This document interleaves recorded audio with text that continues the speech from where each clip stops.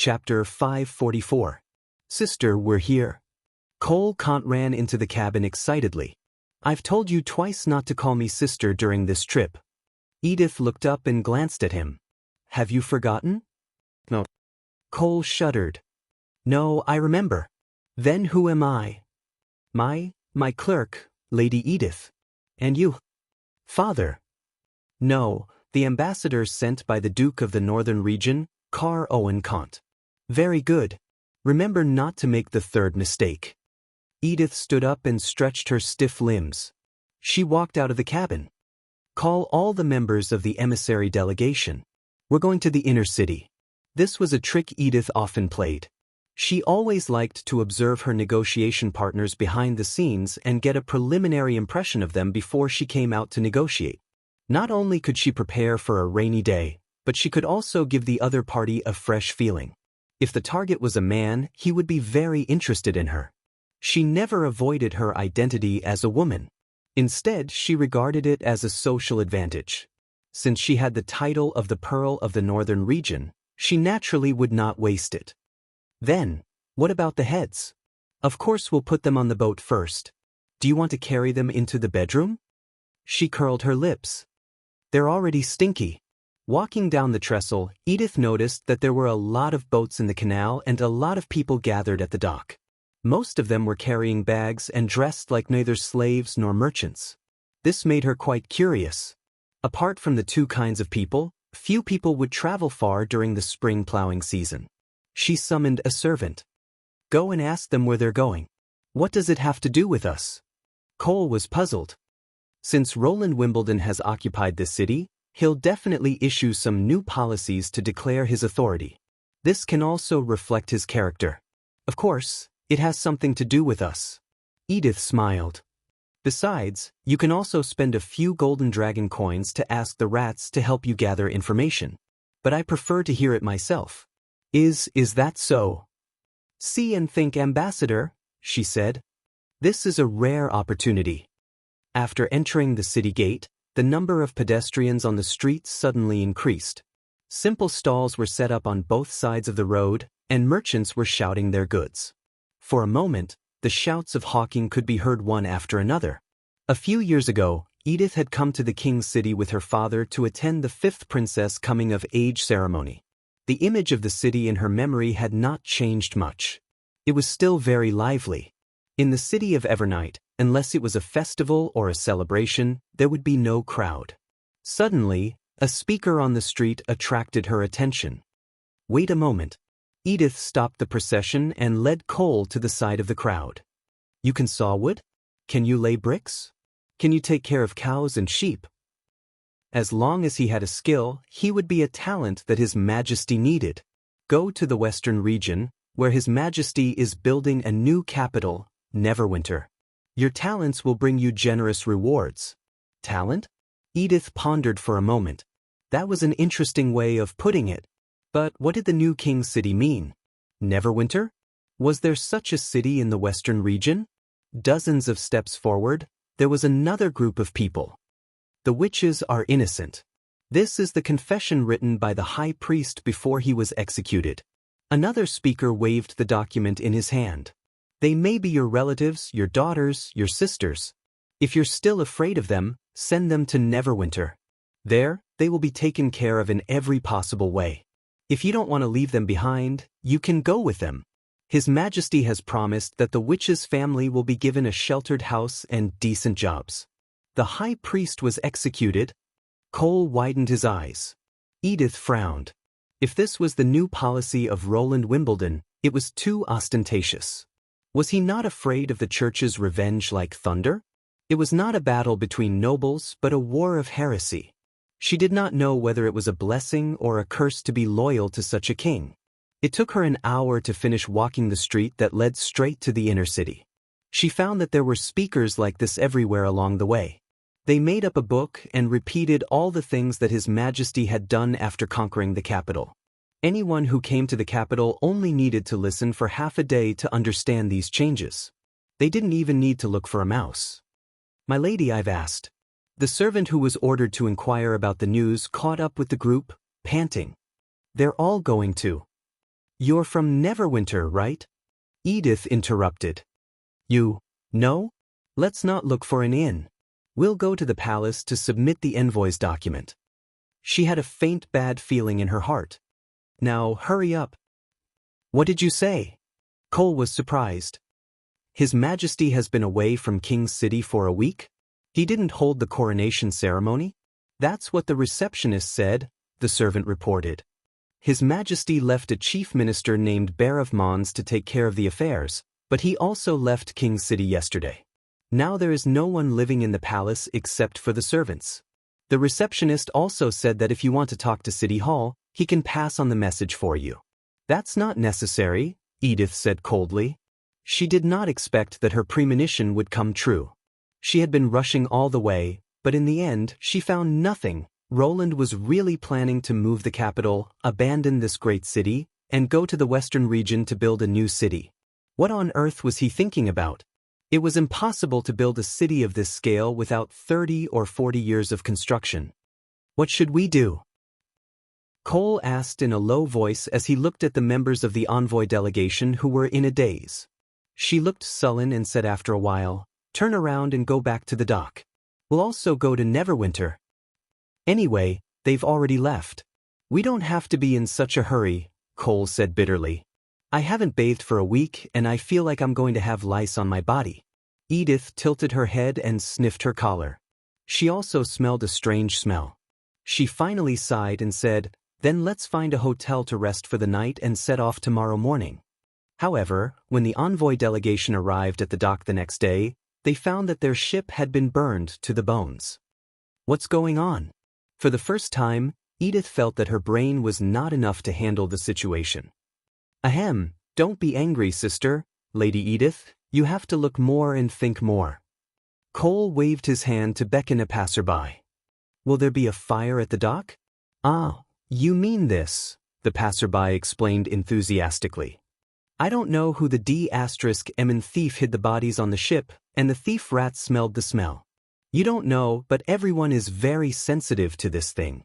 After all, half a year ago, the demonic plague broke out in the city, which was caused by the bodies scattered by the church. In short, to deal with this thing, the only safe way is to burn it. The captain has been taken away by the guards for interrogation." "Why, do you know him?" Edith did not know how to answer for a moment. After a long time, she finally said, "Thank you, I don't know him." Chapter 545. When Roland saw Barav again, he felt as if he was looking at a different person. Not only did he look radiant, but his chest was also puffed up. Every step he took was sonorous and full of confidence. He did not look like an old minister in his 50s at all. It seemed that he had been enjoying his time in King's City. "If I had known this, I would have called you back later," Roland joked. "No, Your Majesty, no matter how prosperous the City of Dawn is, it can't compare to the city of Neverwinter that you built." Barav shook his beard and said, "No matter where I am, my heart will always be with you." "Why does this sound so strange?" He coughed twice and changed the topic. "How's the situation over there?" "Don't worry. With my apprentices and the First Army, the new nobles can't do anything even if they want to make trouble," the director said proudly. "I've also deliberately given them more space to fight for power, as long as they don't interfere with the normal operation of the people in the City of Dawn. It's estimated that for a long time in the future, they'll be fighting for power. After all, before this, they don't even have the right to enter the City Hall." "That's a good idea." Roland smiled.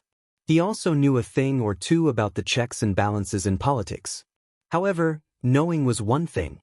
When it came to implementing it, it was obviously not better than these old foxes who had been in politics for a long time. Even if they were not the most cunning foxes, they were thick-skinned and vicious enough. It could be said that it was not until now that Barav had displayed his full talent. As the king of a country, Roland did not need to get involved in dirty political tricks. As long as he had the power of personnel, law and military in his hands, no one would dare to covet his power. "Your Majesty, may I ask, where did you send Minister of Finance Lauren Moore?" Barav sighed. "The ceremonial officer in the palace said that you didn't execute him. He embezzled the relief rations allocated to the people, colluded with the former prime minister, and had a part in the forced conscription of refugees. Roland shrugged. It's not a crime worthy of death. He's old and not suitable to be sent to the mines, so I just banished him. That's really a pity. What, you want to use him? Of course not. Lauren is quite influential in the king's city. I'm not sure that those small nobles can suppress him. Barav smiled and shook his head. It's just that as my mentor he has suppressed me for so long. It's a pity that I can't see his surprised, regretful, and begging for mercy. Roland could not help but laugh out loud. I think he will bring his family to the Kingdom of Dawn.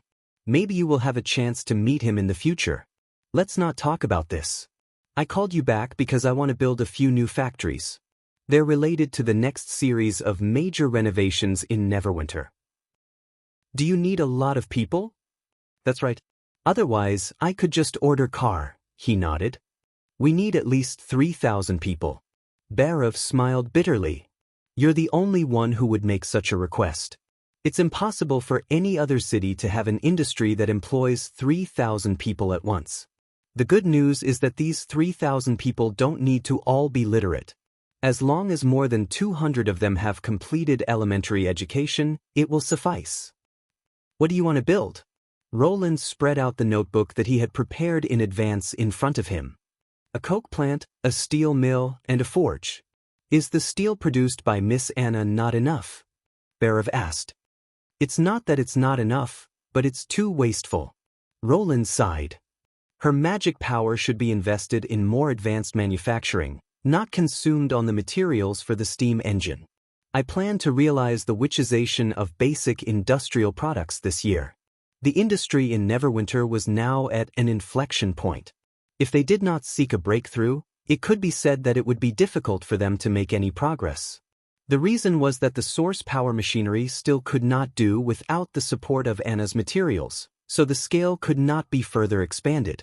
In fact, the steam engine did not need such good steel at all.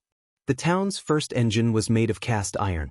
Now that the preconditions for the breakthrough had been met, the coal mine could be used to make coke, which was the main material for large-scale steelmaking. The 10 earthen blast furnaces in the furnace area could also supply a sufficient amount of pig iron ingots. A simple converter was used to smelt steel, and the steam hammer in the forge was used to forge components that could be directly processed by other factories. If this set of processes could be recycled, Anna could be completely liberated, and the production process could be realized with the participation of ordinary people. After Roland roughly explained the main work of the 3 projects, Barav quickly understood the meaning of witchization. I understand, but Your Majesty, can these really be achieved? He asked doubtfully. Without the power of demons, witches, can we obtain steel so easily? Perhaps you don't know, but in other cities, it's not uncommon for a piece of forged steel to be 20 times more expensive than pig iron. In this era, steel was made by blacksmiths hammer by hammer. By repeatedly hammering pig iron ingots, the excess carbon and impurities in the iron would be oxidized by the air, thus forming steel. Of course, this process was extremely inefficient, and a lot of raw materials would be wasted. A lot of iron would fall off due to oxidation, resulting in several iron ingots being used to produce only one usable piece of steel. Therefore, a set of steel full-body armor was the lifelong pursuit of most knights, and it could be passed down from generation to generation as a family heirloom. From a certain point of view, the method of forging steel gave people the illusion that concentration was the essence. In most people's eyes, the fact that Neverwinter could produce large amounts of steel in large quantities was the credit of witches, so it was not difficult to understand Barav's doubt. But for Roland, steel was just iron with a different carbon content. Of course, it's not easy. Whether it's coking or converter steelmaking, they're both technologies that need to be explored repeatedly, but Roland paused. These projects will definitely be realized. By that time, there will be hundreds of chimneys in the industrial area, and the steel output in a month will exceed the current annual output. We will have an inexhaustible supply of steel. Bicycles, ships, all kinds of machines, even houses, everything you see will be made of steel. It will enter everyone's home, and even ordinary people will be able to use steel utensils and tools. Barav was stunned for a long time before he replied, I'll draw up a recruitment plan and financial allocation for your review as soon as possible. Well, I'll leave the preparatory work to you, Roland encouraged him. When he walked to the door of the office, he suddenly turned around and saluted again with his hand on his chest. It'll be my honor to see such a world, Your Majesty. Chapter 546. Yearning for a New World. Roland could not help but laugh. Then he asked Nightingale to summon Anna. At times like this, Anna would automatically leave and give the two of them some time alone. Today, Anna was wearing a light blue dress with knee-length black stockings and a pair of moccasins. She looked very energetic. These modern-style clothes were made under Roland's instruction in his spare time. The fabric was coated by Soroya. Not only was it light, but it was also very durable. It was very suitable for her to use when she was working with tools. Whenever he saw her watery eyes, Roland could not help but smile. Of course, he did not need to be as honest as he used to be. He pulled Anna onto his lap and sniffed the fragrance of her hair. Roland first kissed her affectionately before he got down to business. I want to develop a new source of power. Like a steam engine? She turned her head. Along her fair neck, Roland could see her protruding collarbone. Roland could not help but reach out and touch it, which made Anna let out a low chuckle. Your Majesty, let's get down to business. Ahem, okay. He put Anna down and took out a stack of blueprints from the documents on the table. Take a look at this first. How much do you understand? As soon as Anna got into her learning mode, she would be completely immersed in it. Just looking at her attentively studying made Roland feel inexplicably ashamed. It was as if he was sitting in a brightly lit classroom, peeking at his deskmate who was writing at a very fast speed. In order to balance this mentality, he decided that he must make Anna beg for mercy at night. I think I understand. Anna finished flipping through the last drawing and nodded after thinking for a moment. It's also driven by steam, but the piston has been replaced with windmill blades, which eliminates the reciprocating motion of the connecting rod. Am I right? That's right. Roland stopped thinking and put on a serious face. It's called a steam turbine. It still uses high-pressure steam to move, but its efficiency is much higher than a reciprocating steam engine. This was the revolutionary product that Roland had been thinking about for a long time. It could be said that this was the original intention of freeing the basic industries from the witch's restrictions. In this way, Anna could concentrate on the production of more advanced machinery. The steam turbine was his attempt in this field. The steam turbine had a wide range of uses. It could be used as ship power and thermal power, especially the latter. It was foreseeable that after Fallen Dragon Ridge was reclaimed, Countess Spear would have to stay in her town for a long time to deal with government affairs.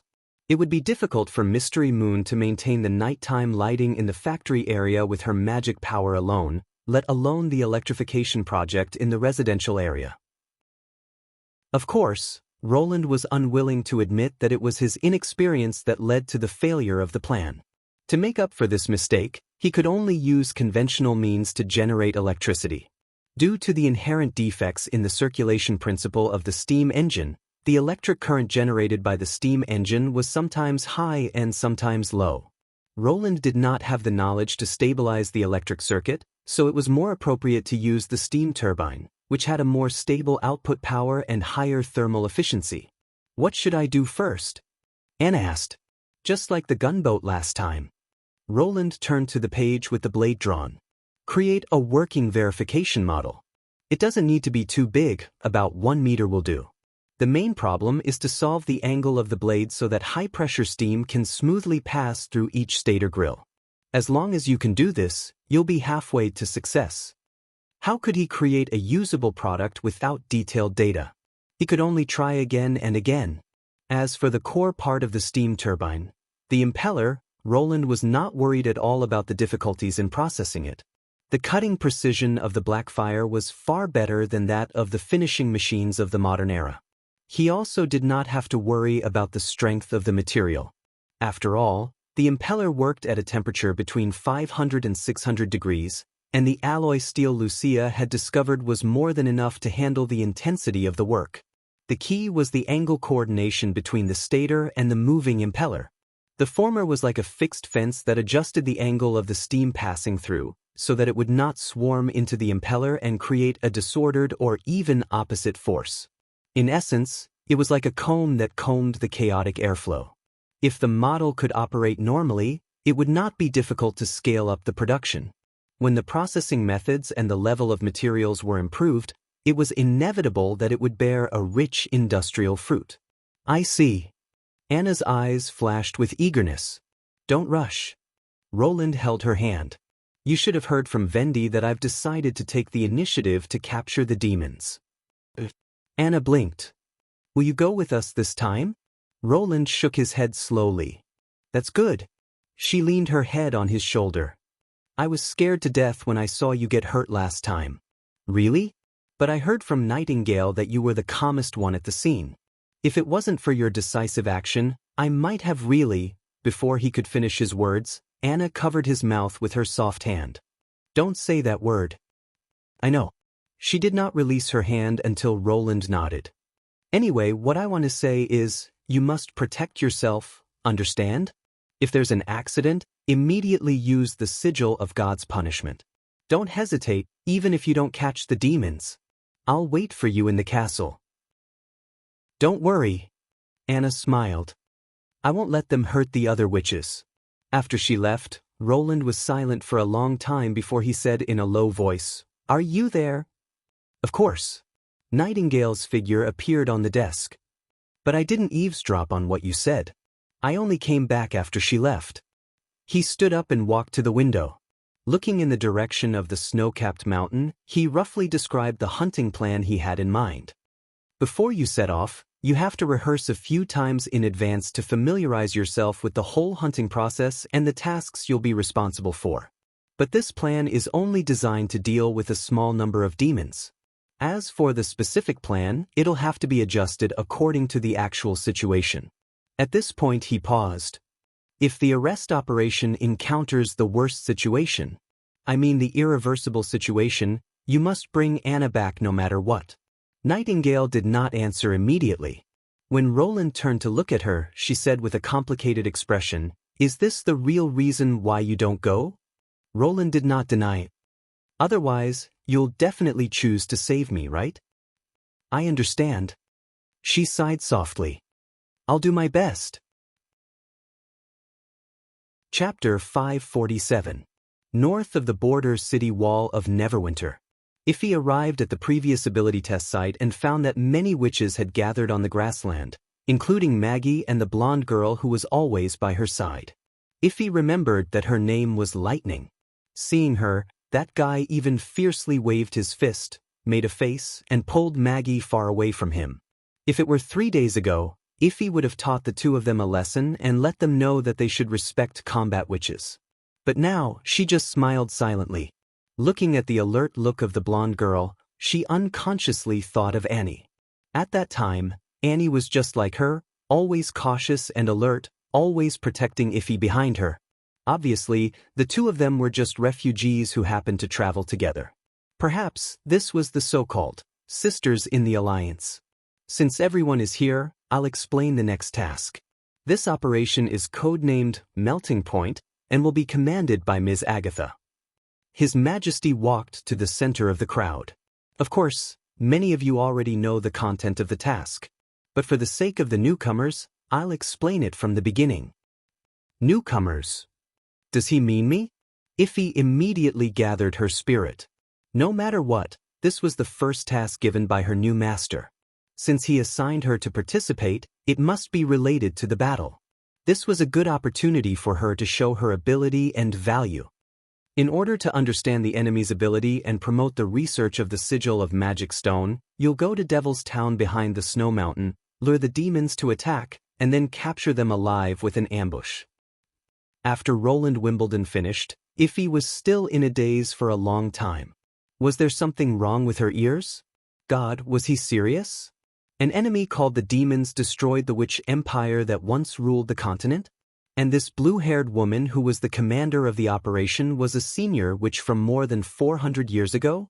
The outcome of the Battle of Divine Will would determine the fate of mankind? And these ferocious enemies were hiding in a place not far from the western region? How could this be possible? But when she glanced at the other witches with a stiff face, she found that they did not show any surprise on their faces. Obviously, they had already known the news. Next, Agatha will explain the things that we need to pay attention to during the melting point operation, as well as the tactical arrangements. Agatha nodded and stepped forward. According to the current intelligence, there is a vigilant eye demon in the camp. This is also the key to the luring plan. As long as someone sees it, it will see them at the same time. If it's a long distance away, the flying devil beasts are usually the first to move. There aren't many of them, and it's impossible for them to appear in such a large scale in such a remote place. If there were 2 last time, it should be the same number this time. Fighting in the air is disadvantageous to us, so the best way is to pull them to the ground. That way, I can handle 2 devil beasts by myself. The mad demons are Miss Iffy's targets. She looked at Iffy and said, "Use your ability to imprison the enemy, and the mission will be a success." No matter how he looked at it, she was only a little older than him, but her lifespan was more than 400 years? Iffy was stunned for a while, and then she answered confusedly, I understand. You've never seen a demon, so it's normal for you to doubt it." Agatha seemed to see through her thoughts. Vendi still has a record of the encounters between the Witch Cooperation Association and the demons. You can take a look after it after the drill, so that you won't be too scared to move when you see the real enemy. Iffy could not help but frown at these words. Too scared to move? Even if the demon came from hell, it could only howl in its own cage. What should we do to pull them down? Lightning asked. Abandon the floating balloon and enter the misty forest. Agatha squatted down and laid out a map with a stone. When Sylvie sees the pursuers, you and Maggie immediately take the people on the balloon away. I've confirmed this with His Majesty. If it's a hydrogen balloon, only Vendi can operate it. Together with Sylvie, they can escape at the same time. When the devil beasts get close to the balloon, you'll be responsible for luring them into the forest. If their line of sight is blocked, they'll definitely come down to search for them. Pay attention to the enemy's spear attacks. I believe you can easily avoid them. Well, it sounds exciting. Lightning grinned. Leave it to me. The forest is Leaf's territory. As soon as the demons enter the ambush area, they'll definitely be unable to move an inch. I don't need to tell you what to do next. What if there are more than 2 devil beasts? A witch with emerald green hair asked. If there are many of them, the demons are likely to act separately. For example, some of them will stay in the air to patrol, while others will enter the forest. Agatha paused. If that's the case, Anna will deal with the enemies in the air. But remember, the killing range of the sigil of God's will is limited. It's best to activate the sigil when the devil beasts gather. In addition, you can't use your own ability while activating the sigil. So, Leaf, you have to protect Anna. What about me? Nightingale asked. You take Iffy with you. Her ability only works within 10 steps. It's very risky for her to be exposed to the demon's spear attacks. We'll use the mist to shorten this distance. All right. Nightingale turned her head and glanced at Iffy. Iffy immediately felt Nightingale's magic power, which was sharp and cold. Don't drag me down, Nightingale said, glancing at Iffy. Iffy realized that Iffy was also a combat witch. She had experienced bloody battles and her hands were stained with blood. Now let's practice. Agatha clapped her hands and said, let's start with luring the demons. An hour later, Iffy had a general understanding of the abilities of the witches participating in this operation. What surprised her was that many of them could be called combat witches. For example, Leaf, who had wrapped herself in the trunk of a tree, could control the entire forest for her own use. This kind of ability was simply incredible. The range of coverage was completely beyond the limits of ordinary witches. Although Wendy was only responsible for controlling the balloon, the small-scale hurricanes she summoned could easily turn stones and mud into arrows that could hurt people. Agatha's ice was both a strong shield and a sharp blade. It could be said to be both offensive and defensive in close combat. Nightingale was even more terrifying. As long as she escaped into the mist, she could travel through the whole world as if there were no obstacles in the real world. Iffy, who had personally experienced this, could totally imagine the scene of this kind of ability being invincible in a real battle. A traceless and unpredictable Grim Reaper was enough to make all the enemies feel hopeless. However, Anna was the one who piqued Iffy's curiosity the most. According to the combat mission, this girl who seemed to have just reached adulthood was the team's trump card. How powerful must she be to be able to destroy so many demons in one breath? Chapter 548. Anna's turn was completely separated from the others. It was not until everyone was familiar with the whole hunting process that it was her turn to practice the Sigil of God's Will.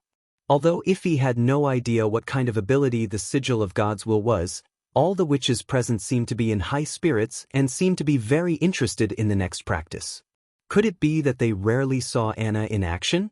Iffy became more and more curious. Iffy saw Anna slowly walking to the center of the meadow, holding a strange metal piece in her hand. She did not look like a combat witch. Her calm eyes were as clear as a lake, and from her gestures, one could tell that she had never fought with life and death. The metal piece also puzzled Iffy. It was flat in front and back, only the size of a palm, and was inlaid with shining gems. It did not look like a weapon at all. Release the balloons. Agatha waved her hand in the direction of the misty forest. After a while, several colorful balls jumped out of the canopy and rose into the sky. Go! Shoot them down! She shouted. Wait, it's too far away. Iffy thought in surprise. The grassland was half a mile away from the edge of the forest. If Anna could not fly, how could she encounter these things that kept rising? Could she also surpass the limit of her ability and project the effect of magic power into the sky above the forest? Anna nodded, raised the metal piece in her hand and pointed it in the direction of the balloons. Then Iffy saw an incredible scene. The 4 gems emitted a dazzling light at the same time, and the metal piece instantly turned golden. Thunder rumbled in the clear sky, and light rays scattered down from the clouds, as if a new sun was condensing in the sky. Her ability can actually trigger a celestial phenomenon? Before Iffy could scream, a dazzling golden light burst out from Anna's hand and pounced on the balloons. The streamers in the sky were also triggered. For a moment, it was as if countless thunder struck down, violently sweeping the target along the track of the golden light, as if it was a divine punishment from God. The deafening roar exploded in Iffy's ears, causing her brain to buzz. She did not fully recover until the light disappeared. What kind of astonishing ability was this? Iffy's body trembled uncontrollably as she stared at the empty sky above the woods. She was afraid that even if all the combat witches of the Bloodfang Association joined forces, they would not be able to withstand this attack. Did she rely on her own ability, or did she rely on that piece of metal to do this? In the face of such power, the power of beasts that Heidi Morgan promoted was no different from the sheep that she spoke of. Iffy suddenly remembered His Majesty's introduction. Is this the power of a senior witch? It was also Roland's first time witnessing the entire process of the Sigil of God's Will. After the light shot out, it seemed to leave an invisible road sign on the path, and the golden thunder that followed closely behind all landed on this road sign. The place where the first lightning fell was at the edge of the forest. Apparently, it was controlled by the person who activated the sigil and would only disperse when it approached the enemy. In addition, the light was not constant. When it was shot out from the sigil, it was only as thick as an arm, but it would soon expand and eventually become a fan. The final range of the light would be about 50 meters. In the era of cold weapons, this could be regarded as a great killing weapon that could destroy the world. Those electric lights, are they all made of magic power? He looked at Nightingale. I think, probably, the latter said hesitantly. Probably. In the mist, I can indeed see the magic power surging crazily, but... She looked confused. It's not the same color as any magic power I've seen before. What color is it? Black, or should I say, The color of no light. Nightingale frowned and said, "It's like a hole formed by the god's stone of retaliation." Roland was startled. The power of the golden sigil was actually a lightless black in the misty world? In other words, the characteristics of their magic power were the same, or at least similar. He suddenly realized something. He thought of the relationship between the god's stone and the magic stone, and a bold guess came to mind. After returning to the castle office, he called Agatha over. "How much research have you conducted on the sigil of God's will?" "Not much. I've already told you all the relevant conclusions. After all, only the chief can activate this kind of sigil, and their magic power is the key to deciding the outcome of the battle. Naturally, they won't squander it on testing," she said curiously. "What's wrong? Did you notice something wrong? I remember you said that it can penetrate the defense of the god's stone of retaliation, right?" Agatha nodded. "Sometimes it works, sometimes it doesn't. It should be related to the quality of the god's stone. Haven't you observed the magic power characteristics of the sigil of God's will?" Roland said in a low voice. "In the mist, the magic power thunder triggered by the sigil has the same luster as the god's stone." "No. Of course we have done that. Recording the characteristics of magic power is a must, but when the sigil is released, the stone of measuring used for monitoring will lose its effect. The first seat can't visit the Quest Society every day, so this item is recorded as golden during visual inspection." She blinked.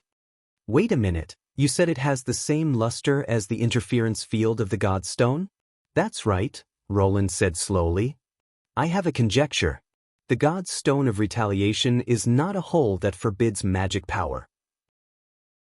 Instead, it contains an extremely strong magic power, so strong that it affects the operation of the magic power around it, causing it to lose its effect. This is also the reason why the sigil of gods will causes the stone of measuring to lose its effect. Within its range, it forms the same interference field as the god's stone of retaliation. Naturally, the magic stone will lose its effect." But the trainee in charge of magic power observation clearly said. Agatha suddenly stopped mid-sentence. Her observation was blocked by the strong light of the sigil of God's will, like a shadow covered by light, Roland said bluntly. "In Nightingale's misty world, only magic power has color. Even if you look directly at the sun, you won't be affected. This is why you didn't notice it." Magic power observation was a branch of the witch's ability, but it was limited by the witch's own vision. Observation during the day and night would result in different conclusions. Sylvie could fully prove this point. With the eye of magic, she could detect magic fluctuations several kilometers away. In terms of detection range, it was far greater than Nightingale. Chapter 549. Agatha looked a little excited as she paced back and forth in front of the mahogany table. "So according to you, the sigil of gods can penetrate the god's stone of retaliation because its magic power is stronger? And when the chaos beasts modify the god's stone, they are essentially reducing its magic power and turning it into a specific magic stone." "That's what I think." "No, that's not right." She suddenly stopped walking. If the lightless hole is really caused by the high magic power, then why didn't this happen to the witches? "Witches?" Roland was stunned. Agatha pondered. The magic power in her body can activate the sigil of God's will twice. Logically, it should be stronger than the god's stone of retaliation, but black fire can't penetrate the interference of the god's stone, and there is no anti-magic field around her. This doesn't make sense. He was speechless for a moment. This problem was indeed unexplainable. Even the worst quality god's stone of retaliation could easily interrupt the witch's ability, and the powerful black fire of Anna was no exception. Moreover, in the misty world, Anna's magic power was like a solid metal cube. No matter how he looked at it, it was very different from an empty black hole. One more question. Why does the magic stone need to be filled with magic power to be effective? Agatha continued. Even if the magic power of the stone has been reduced, it should still contain a large amount of magic power. But in fact, ordinary people can't operate them at all, and the magic stone can't be used as a source of magic power by the witch's special transfer ability. This has been verified by the Quest Society. She paused. My mentor thinks that only life can contain magic power, and that the lifeless matter will be ruthlessly abandoned by magic power. Witches and the demon's blood are proof. Most researchers agree with this view. Although I don't mind overturning this conclusion, before the magic stone is injected with magic power or formed into a sigil, it is not much different from an ordinary gem. Roland fell silent. It seemed that the assumption about the strength of magic power was not appropriate. However, the magic thunder that looked like black light was too similar to the god's stone. There should be some connection between them. What did he overlook? Unfortunately, there were no reliable means of observation and analysis in this era. The perception and recording of magic power could only be done with the help of the witch's ability or the stone of measuring. The characteristics of magic power could only be obtained in the most general form, making it difficult to conduct further research. After pondering for a long time without any results, he could only put this matter aside and hope that he would be able to find the answer in the talisman crafting in the future. 3 days later, the melting point operation had completed a series of preparations. Roland personally saw off the personnel at the dock.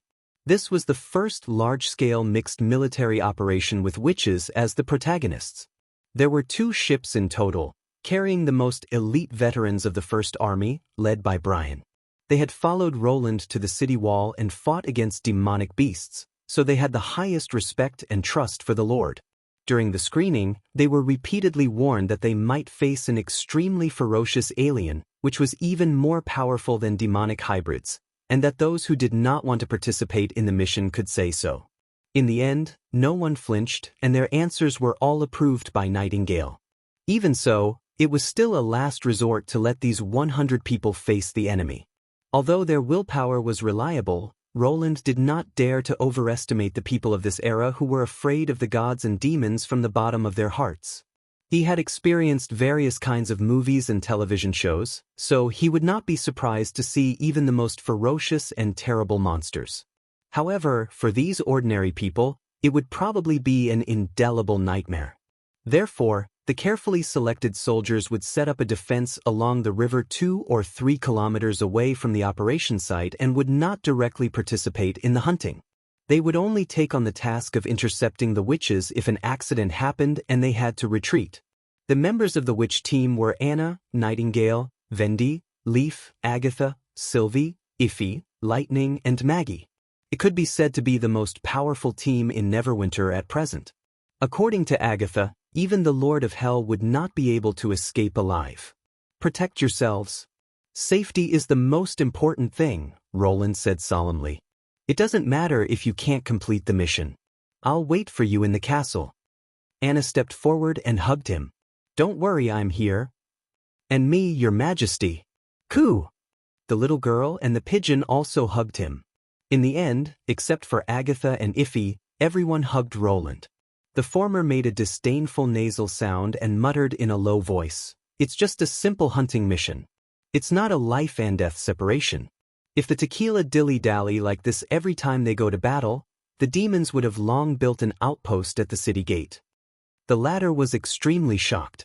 It was the first time that she had heard such a casual order. It doesn't matter if you can't complete the mission, as long as you come back safely? His Majesty's requirements for the witches are too relaxed. Isn't this encouraging them to shrink back? In the Bloodfang Association, every time she attacked, she was determined to fight to the death. In the past few years, several combat witches had died in the hands of their enemies. After all, those who could not complete the tasks given by their masters would be severely punished and even regarded as worthless trash by everyone. However, from Roland Wimbledon's mouth, she heard a completely different view. Neither a beast nor a lamb. Is this the choice of a human ? The paddle steamer sounded its whistle and smoke billowed from its chimney. The ship slowly left the dock and headed for the middle of the river. Suddenly, Roland felt a pair of invisible hands holding his face. It was cold and soft. "Remember to protect yourself when I'm not here. Don't leave the castle." A familiar whisper sounded in his ears. "I'll be back soon." Then he felt a gentle touch on his lips. It was a little sweet and moist, which was completely opposite to the feeling on his face. It was warm. This touch came and went as quickly as it came, as if it was just an illusion. Roland came to his senses and stretched out his hand to feel forward. There was nothing around him. The steamer was much slower than the balloon. It took them nearly 2 days to reach the end of the Redwater River. Looking at the magnificent snow-capped mountain towering into the clouds, they could not help but be attracted by the magnificent scene in front of them. The snow on the mountain melted much slower than in the forest. The accumulated snow for several months poured down from the peak and was divided into several thin streams by the protruding rocks. When looked at from afar, they were like numerous silver threads that were thin and fragile, but when one came closer, one would notice that every single silver thread was wide like the surface of a river, and when they descended into the lake at the foot of the mountain, they actually emitted a deep rumble that was like muffled thunder. Obviously, the Redwater River was only one of the outlets of this lake. Otherwise, such a surging water would have caused the river to surge and flood. After a night's rest, the hydrogen balloon was quickly inflated and lifted off. The fleet also retreated 3 kilometers according to the plan and built a line of defense along the river. Chapter 550. The far sight carried Vendi and Sylvie to the swirling sea. Lightning and Maggie accompanied them on both sides of the basket, waiting to pick them up at any time. This time, their mission was not to investigate Devil's Town, so they did not need to fly so high. As long as they avoided the snow mountain, Sylvie could see through the rocky cliffs and directly see the Eye Demon on the top of the Blackstone spire. According to Agatha, the Eye Demon did not really need to see its enemies. As long as someone noticed it, it could sense its existence and locate its location. This kind of demon had caused great casualties to the Blessed Army's raiding team. It was difficult to avoid its detection, whether it was invisible or descending from the sky. It could not be detected unless they fought blindfolded. Of course, they could not see it. However, the Eye Demon usually stayed at the highest point of the camp, so it was difficult not to notice it. "How is it? Did you see anything?" Lightning flew over and asked. "I have to get closer, or else I won't be able to hold on for long." Sylvie rubbed her eyes. Using the Eye of Magic to see through obstacles consumed a lot of energy, and the range of observation would also be shortened. She had carefully focused her vision into a straight line, but when the details of the cliff's cross-section were revealed one by one, she still felt dizzy. "I got it." Vendi summoned a gust of wind. "Hold on tight." The rocky beach gradually became clearer, and the thin red mist appeared in front of them. Even though it was a clear sky, the mist still pressed down on the cliffs, but its color was much fainter than the last time they saw it. Sylvie looked again. The soil in her field of vision was finally replaced by the viscous mist. Tower-like buildings were faintly discernible in the red mist, as if it was an abandoned world. She soon found the thickest spire made of blackstone. Compared to the last time, she did it on purpose this time. She wanted to alarm the demons and lure them to chase her. Unlike Lightning, who was always energetic, Sylvie did not want to be an explorer. She just wanted to live an ordinary life. However, the battle of divine will was an inescapable fate. Even if she did not like twists and turns, she could not stay out of it.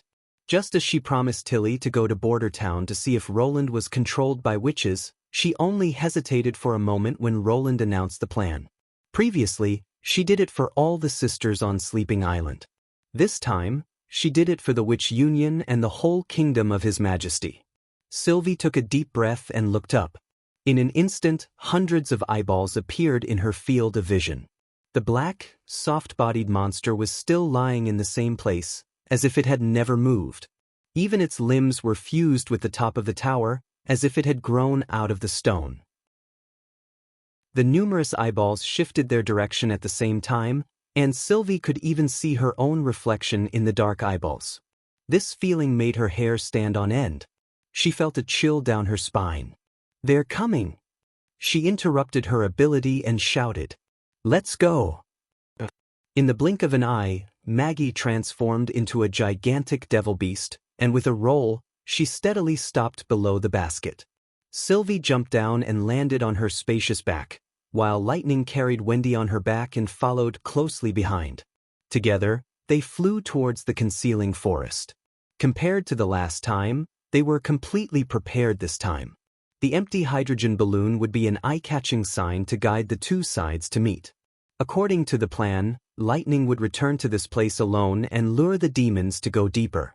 Taking advantage of this, Sylvie turned her head and looked back. There were 5 black spots on the cliff. This number was more than Agatha had predicted, but it did not exceed the warning red line. However, under the observation of the Eye of Magic, she found something wrong. Among the 5 demons, only 4 were driving devil beasts, and 2 of them were obviously very different from mad demons. They did not have burly bodies and thick arms, and they were not wearing a patchwork of animal skin and iron armor. Instead, they were wearing colorful robes, which reflected a rainbow-like luster under the sun. Sylvie could not tell what the robes were made of. The robes kept surging under them, as if there were countless vipers hiding under them. Their heads were also bigger than the mad demons, but they had no obvious facial features. Their faces looked like huge scars with red wrinkles spreading from the middle. It was as weird as it could be. When she looked at the last demon, she was stunned for a moment. The demon was wearing heavy and exquisite armor and carrying a 2-handed giant sword on its back. It looked extremely heavy, but it was flying like lightning behind the 4 devil beasts without slowing down. Its face was also completely covered by a helmet. It was not a skull helmet like the one worn by the mad demons, but more like a metal one. Both sides of the helmet were engraved with exquisite patterns, and several sharp horns protruded from the top. At first glance, it looked like a miniature black stone tower. The parts that should have been the eyes were flashing with red light, looking evil and ferocious. What kind of demon is this? Sylvie was shocked. Agatha did not mention how to deal with this situation. Should she still carry out the arrest according to the original plan? A strong sense of uneasiness enveloped her. The 2 of them landed in the depths of the forest one after another. As soon as she climbed down from Maggie's back, she saw a golden figure soaring into the sky and flying toward the balloon at a speed several times faster than when it came. It was too late to stop it. After hesitating for a while, Sylvie felt that she had to tell Agatha about this. She patted Maggie's wings and said, "Take me to the ambush area." "What's wrong?" Wendy trotted over. "Aren't we going to meet up with the First Army?" According to the training, the 2 of them were not very helpful in restraining the demons. In order to reduce unnecessary risks, they should leave the main battlefield as soon as possible and approach the First Army's defense line. "I saw a strange demon." Sylvie shook her head. "The enemy is not just the mad demons. I have to inform everyone. But the ambush area is very big." Maggie crouched down. "Even if you go there, you may not be able to find them immediately. It doesn't matter. Just take me there." She climbed back onto the back of the giant beast and turned to look at Wendy. "You go to the river alone. I'll be back soon." Lightning increased her speed to the maximum. The wind whistled past her ears, and the land under her rapidly shrank.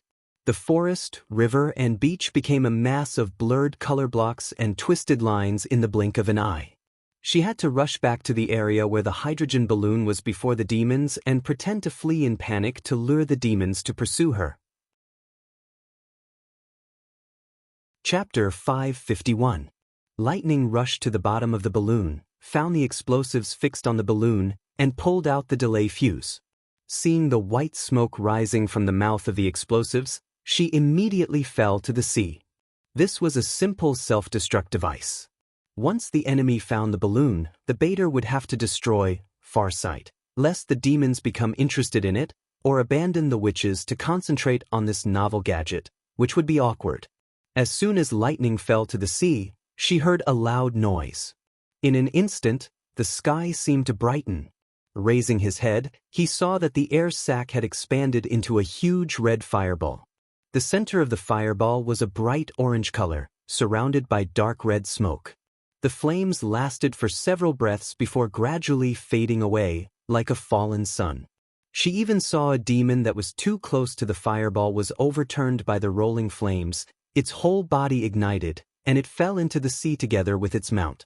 For other black shadows sprang out from the smoke and rushed toward her. So far, everything was going according to plan. So the demons were just SOSO. Lightning smiled and flew toward the forest, staying close to the sea. Next, she would bring them into the depths of the dense forest controlled by Leaf. The hunting ground had been set up, and they were quietly waiting for the prey to take the bait. The dense branches, vines, and sawgrass were bound to be a nightmare for the enemies. If they could dream. Sylvie opened the eye of magic and searched the ambush area. The forest controlled by Leaf glowed green. From the sky, it looked like a long neck bottle embedded in the ground, with the mouth facing the swirling sea and the body several miles away. She resisted the dizziness and scanned the inside of each tree trunk. A large number of detailed images poured into her mind, making her head ache.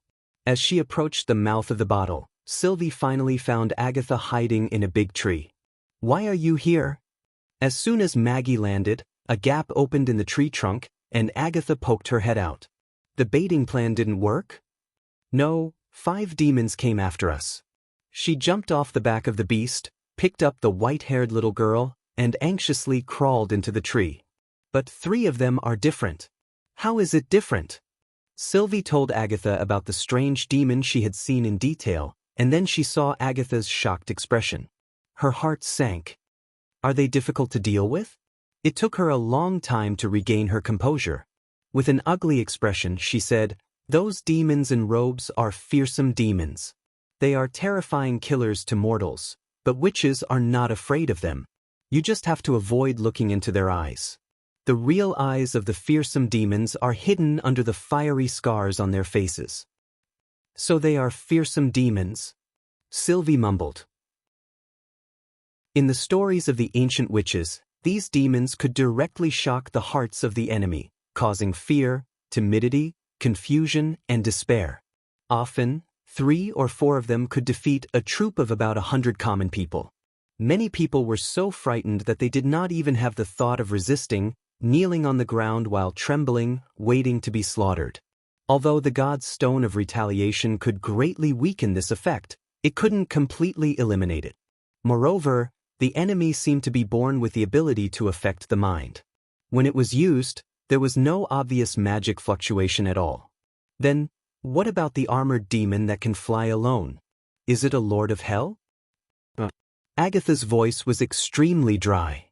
"If you're not mistaken, I think it's most likely a senior demon. We're in trouble." "Senior demon?"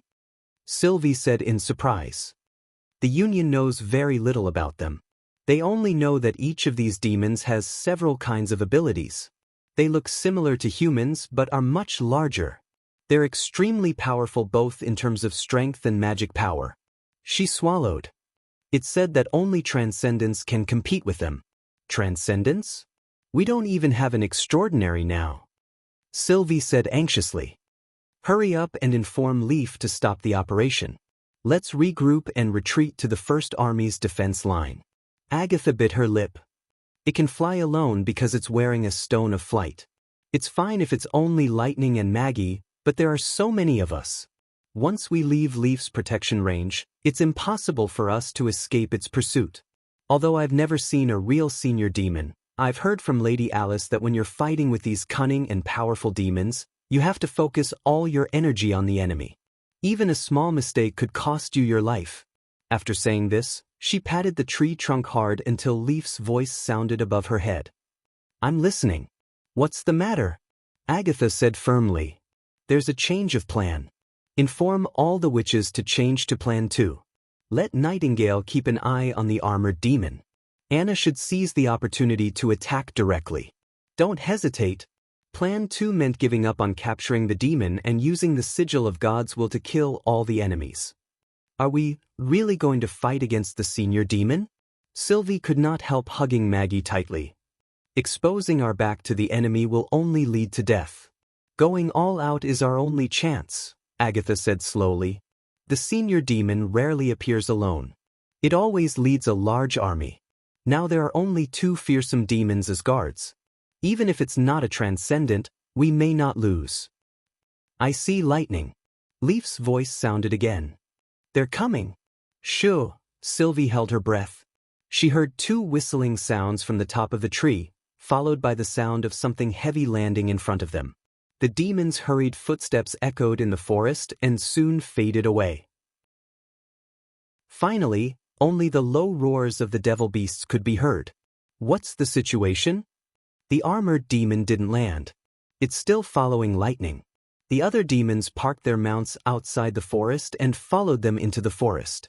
Wait, there seems to be one less demon. Sylvie observed the situation for a while. There are only 3 devil beasts left. Very well, I'll get rid of these stupid reptiles first, so that the enemy has nowhere to run even if they want to escape. Agatha pried open the crack in the bark. Your ability is not suitable for fighting, so just continue to hide here. But they can fly, Sylvie said anxiously. What if they want to escape? Don't worry. She looked at the eager little girl. We still have Maggie. Just as the devil beasts were waiting impatiently, one of their kind suddenly fell from the sky and landed behind them. It raised its wings and rotated around its tail, howling. Their attention was immediately drawn to it. Sylvie was surprised to find that the 3 devil beasts imitated Maggie. They spread their wings and wagged their tails as if they were dancing. In order to compete for space, the 3 monsters did not give way to each other and squeezed on the grass. Are they pleasing me? Chapter 552. It was the first time that Sylvie had seen such an incredible way of moving. Ice crystals condensed in front of her, as if paving a mirror-like path. Not only that, but the path seemed to be carrying her forward. In the blink of an eye, she was already close to the back of the first devil beast. Agatha stretched out her hands, and the surrounding green land was suddenly covered with white frost. There were even snowflakes floating in the air. The devil beast let out a scream and flapped its wings, trying to fly up, but it found that it could not move. Its thick limbs had been frozen to the ground. Ice crystals climbed up along its legs and feet, quickly covering its torso and wings.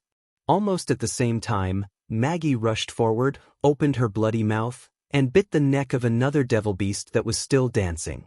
The latter panicked and tried to break free, but the difference in size between the two was too great.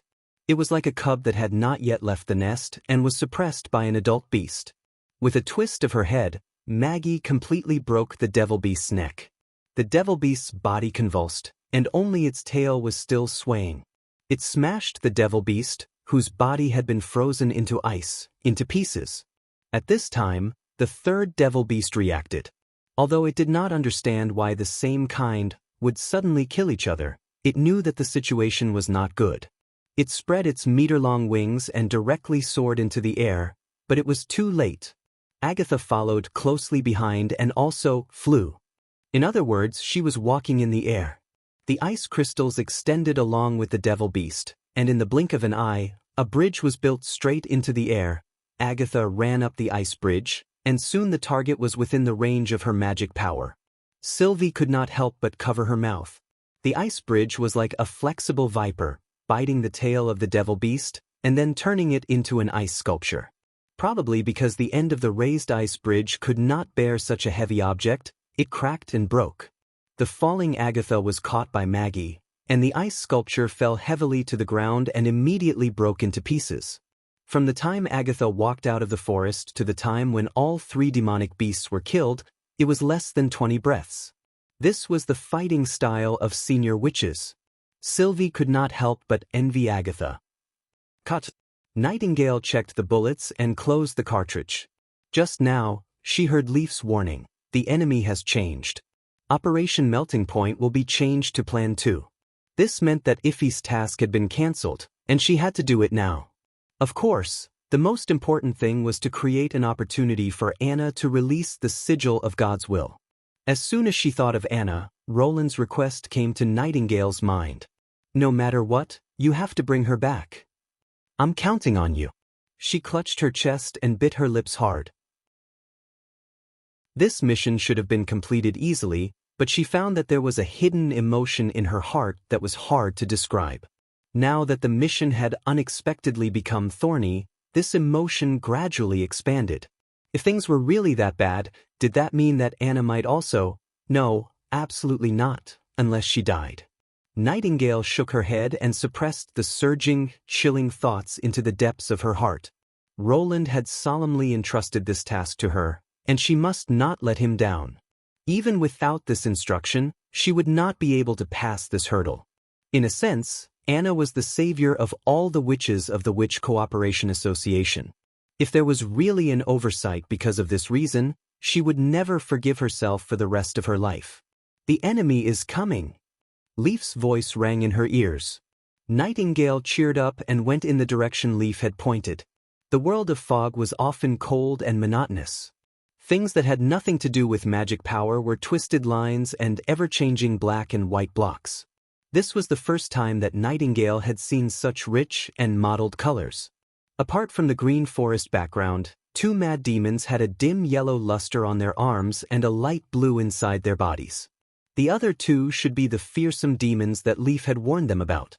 Their magic power was much stronger, and there seemed to be multiple magic vortexes in their bodies, the most obvious one being on their heads.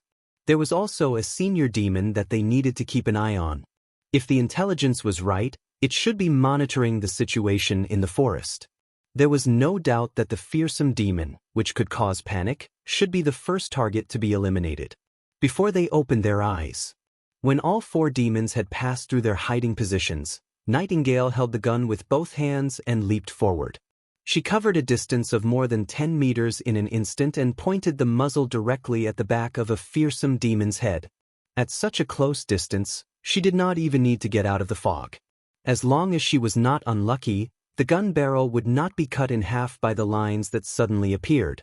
Gunpowder and gas sprayed out with a loud roar. In the black and white world, the target's head suddenly swelled up as if an unstoppable bullet had rushed into its skull, directly blowing its entire head into 5 or 6 pieces. Black and white flesh and residue burst forward, followed by a cloud of red mist rising into the sky. Only then did Nightingale notice that the red mist pipe was directly buried in its body. Another fearsome demon turned its head abruptly, and the bloody scar on its face opened up. Just when it was about to reveal its true face, a few vines suddenly hung down from the top of the tree, wrapped around its head, and pulled it back. At this time, the two mad demons happened to hear the gunshot and turned around. Their eyes met, and for a moment, they froze in place, their bodies trembling. Without hesitation, Nightingale rewarded the remaining 3 bullets to the fearsome demon that Leaf had forcibly turned its head away. Anna also jumped out from her hiding place, and while the mad demons had not recovered from their shock, she directly used her black fire to directly cut them into pieces. "Watch out!"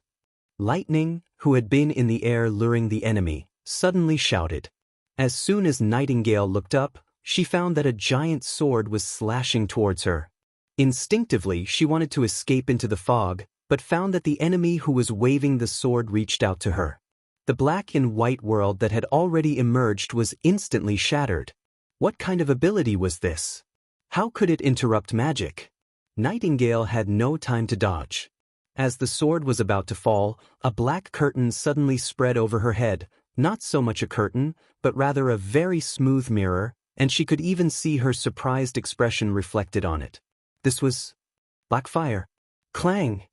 The giant sword hit the black fire fiercely. A look of pain appeared on Anna's face, and her body also trembled, but the black fire still did not disappear. This time, Nightingale no longer hesitated. She hugged Anna, summoned the fog again, and in one breath, more than 20 meters away. The armored demon also slowly landed on the ground. The death of its companion did not seem to have any effect on it. It calmly raised the giant sword with strange patterns engraved on it, and suddenly madly poured magic into the sword. Chapter 553. Is this the sigil of God's will? Nightingale widened her eyes. No, she did not see the magic stone being lit up. Instead, she saw a huge, lightless black hole forming in the enemy's hand. This was its own ability. Colorful magic power was constantly sucked into the black hole like a rapidly expanding vortex. The other witches all closed their eyes to see how strong the light was. However, in the mist, it was getting darker and darker. Then the demon stabbed its sword into the ground. With it as the center, dark waves of light swept across the entire forest. In an instant, the magic light was like a candle flickering in the wind. After shaking twice, it was completely extinguished. The mist world was broken again. Not only that, even the heart of the forest was erased. Leaf and Iffy were thrown out of the tree trunk and fell heavily on the ground. Especially Iffy, who spat out blood after falling on the ground. She could not even stand up for a while. Obviously, she was seriously injured. It had found something strange in the forest. No. Nightingale shook her head. As soon as possible, Leaf did it very secretly. It is not surprising that it noticed something strange in the air. What is really hard to understand is the way it broke through. It is obviously releasing magic power, but why is the light as bright as the God's Stone of Retaliation? Even the effect is comparable to that of the God's Stone, and even more flexible. But now is not the time to think about this. She reloaded a new cartridge, endured the discomfort of having her ability interrupted, and rushed toward the demon. Obviously, the attack just now was just a prelude. It had already turned around and walked toward Leaf, who could not move at all. Leaf was almost defenseless. When she was 10 meters away from the demon, Nightingale quickly pulled the trigger. Only at this distance could she be sure to hit the target. Sparks and smoke burst out of the demon's armored arm. It seemed that it did not expect that someone could disturb it at this time. It roared angrily and held its big sword in front of its body. Nightingale's heart suddenly sank. The bullet did not penetrate her arm and then penetrate her body like usual. Instead, it directly stirred her chest into a ball of porridge. It was not even clear whether the bullet had penetrated her armor or not. As for the green greatsword that was as big as a door, it was even more hopeless. After shooting 5 bullets, Nightingale pulled out her dagger and leaped toward the demon's head. If they couldn't stop it here, no one could save Leaf. The demon's eyes glowed red.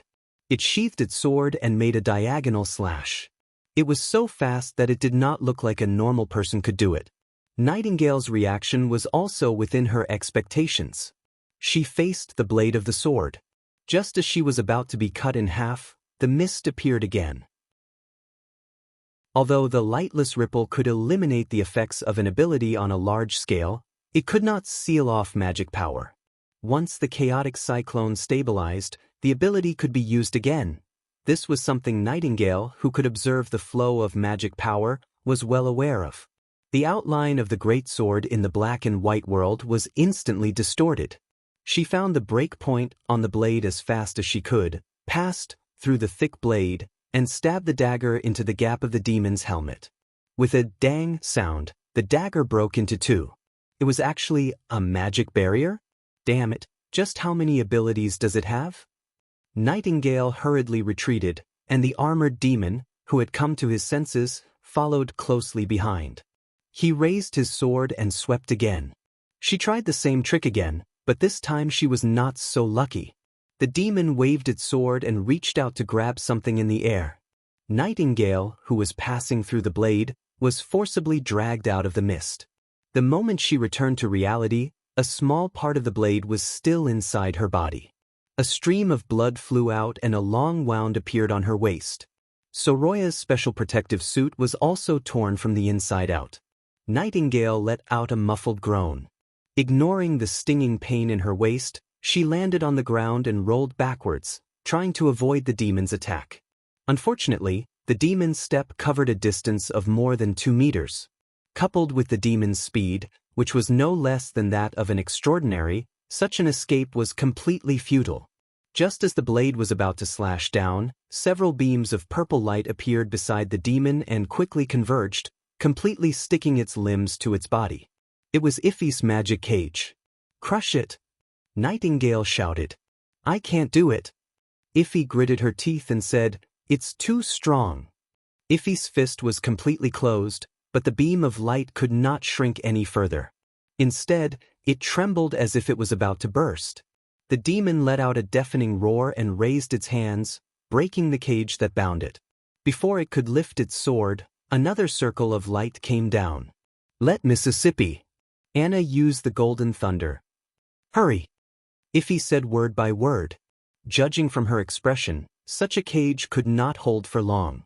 However, the demon and Iffy were very close to each other, and the sigil of God's will would undoubtedly cover both of them.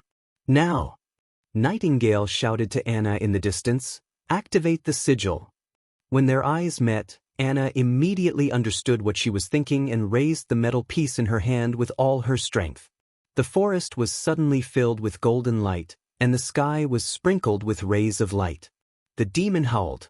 It had probably seen such a scene before. Its angry tone was mixed with a trace of fear, and it struggled more violently.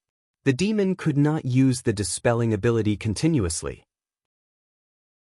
Nightingale realized that this might be their only chance. With a series of thunder, the divine will came. Nightingale covered her wound and released the mist.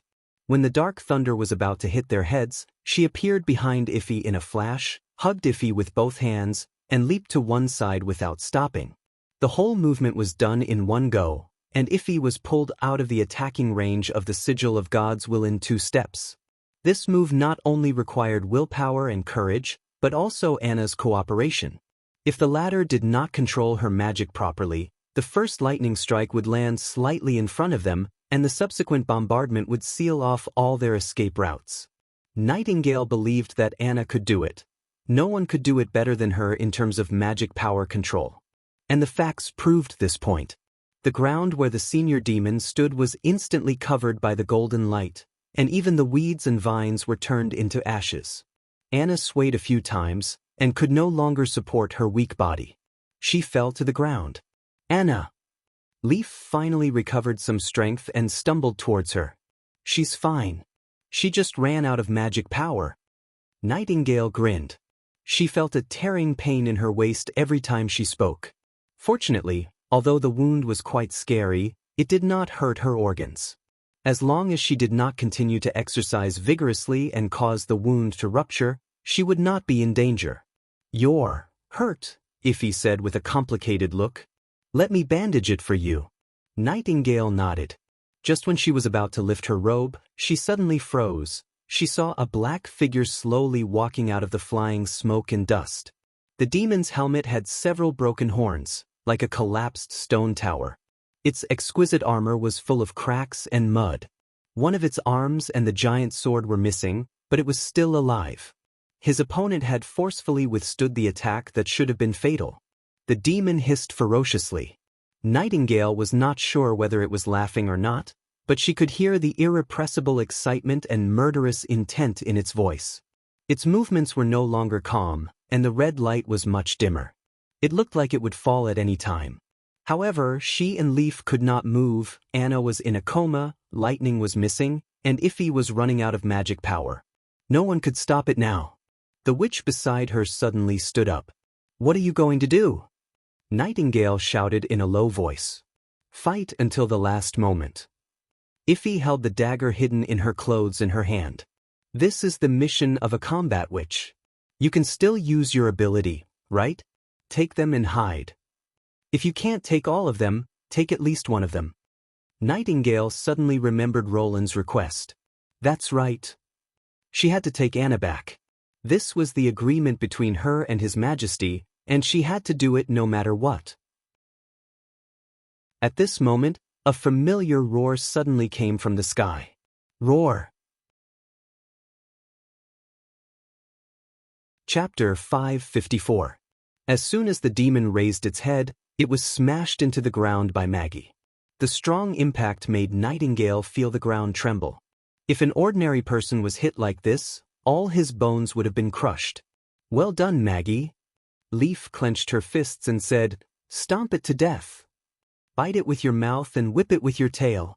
Even Iffy shouted excitedly. Maggie howled proudly. She put Agatha down and was about to stand up and continue. Suddenly, the transformation was cancelled. The ferocious devil beast had disappeared. The little girl fell to the ground in a daze, not knowing what had happened. Magic Slayer. Agatha was the first to react. An ice cone rose from the ground and the demon, who had just climbed up, was knocked away again and smashed through several trees. She did not give the demon any chance to escape. She chased after it and froze its feet. But Maggie, who had recovered from the shock, pulled out her pistol and fired continuously at the immobile demon. Nightingale bit her lip and reloaded her gun. She asked Iffy to help her and joined in the suppression. The demon's armor flashed continuously, but it soon weakened. The red light in its eyes was faintly discernible. The demon roared hoarsely and waved its hand at Agatha, sending her flying. The ice crystals under its feet disappeared instantly. Then it soared into the air, swaying as it tried to escape. "Don't let it go!" Agatha shouted. "Maggie, let me do it!" Leaf grabbed the sigil of God's will in Anna's hand and injected all her magic power into it. Although she had been forcibly removed from the state of Heart of Forest, her magic power had not been consumed much. She could still light up the fourth gem of the sigil during normal tests. Soon, the forest was filled with golden light again. The demon turned its head and let out a strange cry, as if it could not believe what it had seen. The golden thunder engulfed it in an instant. This time, it didn't manage to survive. "Is the demon dead?" Nightingale asked weakly. "Only half the armor is left, Coo." Maggie dragged the enemy back. If it were not for the exquisite carvings on the edge, it would be hard to believe that the greenish-black burnt object was the demon's body. Apparently, it was not as sturdy as they thought. Lightning was also found. When the enemy released the black ripples, the little girl was affected and fell down like a brick. Her head hit a tree branch and she fainted. Fortunately, he wasn't too high off the ground at that time, and with the dense foliage acting as a buffer, other than a big bump on his head, he didn't suffer any other injuries. Probably because she was not able to participate in the battle, she seemed very upset. After confirming that everyone was fine, she said dejectedly, "I'll go inform Brian and ask him to send someone to pick you up." "You all survived," Agatha exclaimed. "This is a miracle. I don't know how to report to His Majesty that we were tricked by a mere demon." Nightingale sighed painfully. "No, this is definitely not an ordinary victory. The enemy is a magic slayer." Agatha shook her head. "Perhaps several senior witches can fight a senior demon, but absolutely no one can defeat a magic slayer. Only the 3 chiefs of the Union can compete with it. Does it have to be a transcendent?" Leaf frowned. "That's right," Agatha said affirmatively. "This is a lesson the Union learned with blood." "What kind of ability does the magic slayer have?" "It's not an ability, but a title," Maggie explained. She explained, "Senior demons have several abilities, but unlike witches, their abilities are not awakened." Someone once observed that a senior demon, who had led troops to attack Tequila many times, had 2 additional magic cyclones in its body within a few years, which means that it has at least 2 new abilities. No one knows how the enemy did it. It seems that they are naturally better at using magic power than us. And the magic slayer doesn't refer to a certain type of cyclone, but to the ability that is strong enough to produce the effect of a god's stone. Her words made Nightingale's heart skip a beat. "You mean magic power abstinence?" "To be precise, it's interference," Agatha corrected her. "Their ability attacks have a chance to break through the defense of a god's stone of retaliation, and their magic attacks will be restrained and weakened. Moreover, the magic slayer can also dispel the effect of magic power and stop the effect of magic power.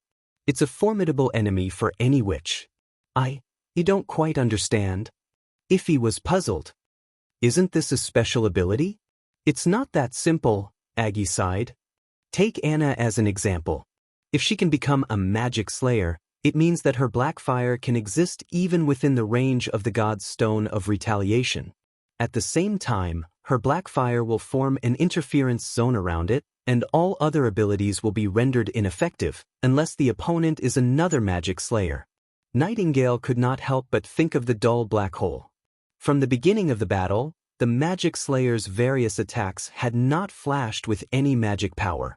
Whether it was the barrier or the phantom claws, they all had extremely dim shadows, just like the scene when she was attacked by the sigil of God's will.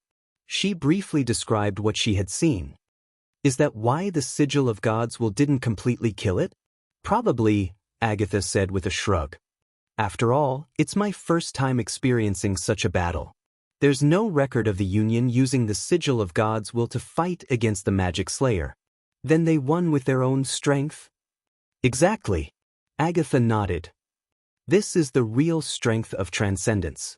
Wearing the God's stone of retaliation, they are like the sun on the battlefield. Wherever they go, the demons will melt away like spring snow. And above the transcendence is the center of the sun. If you can meet Lady Alice, you'll definitely be impressed by her power. Unfortunately, there's only one Alice, Nightingale thought. Even if all the 3 chiefs were included, there were only 3 transcendents. Has there never been a witch in the Union who became a magic slayer? As far as I know, no, she replied. And there probably never will be. Witches and demons are fundamentally different. Demons can give birth to countless mad demons, but we can't awaken countless Alice. No amount of training can change this. Hey! Maggie, who had been fiddling with the armor, suddenly dug out a palm-sized cyan box from the black remains. Look, what's this? Agatha took the box and tried to break it open. It's locked. Let me try. Nightingale entered the mist and looked at the square metal box. Just as the outline of the box changed, she put her finger into the box and pulled it open. Chapter 555. Gem's Coup. Maggie brushed aside the white hair on her forehead, revealing a pair of curious eyes. They're magic stones. Agatha picked up the stones on the ground and examined them for a while. Although I'm not sure what kind they are, judging from their color, they should be high-quality God's stones of retaliation before they were transformed. The loot of a senior demon can't be bad, Leaf said with a smile. I just didn't expect it to hide the box in its body.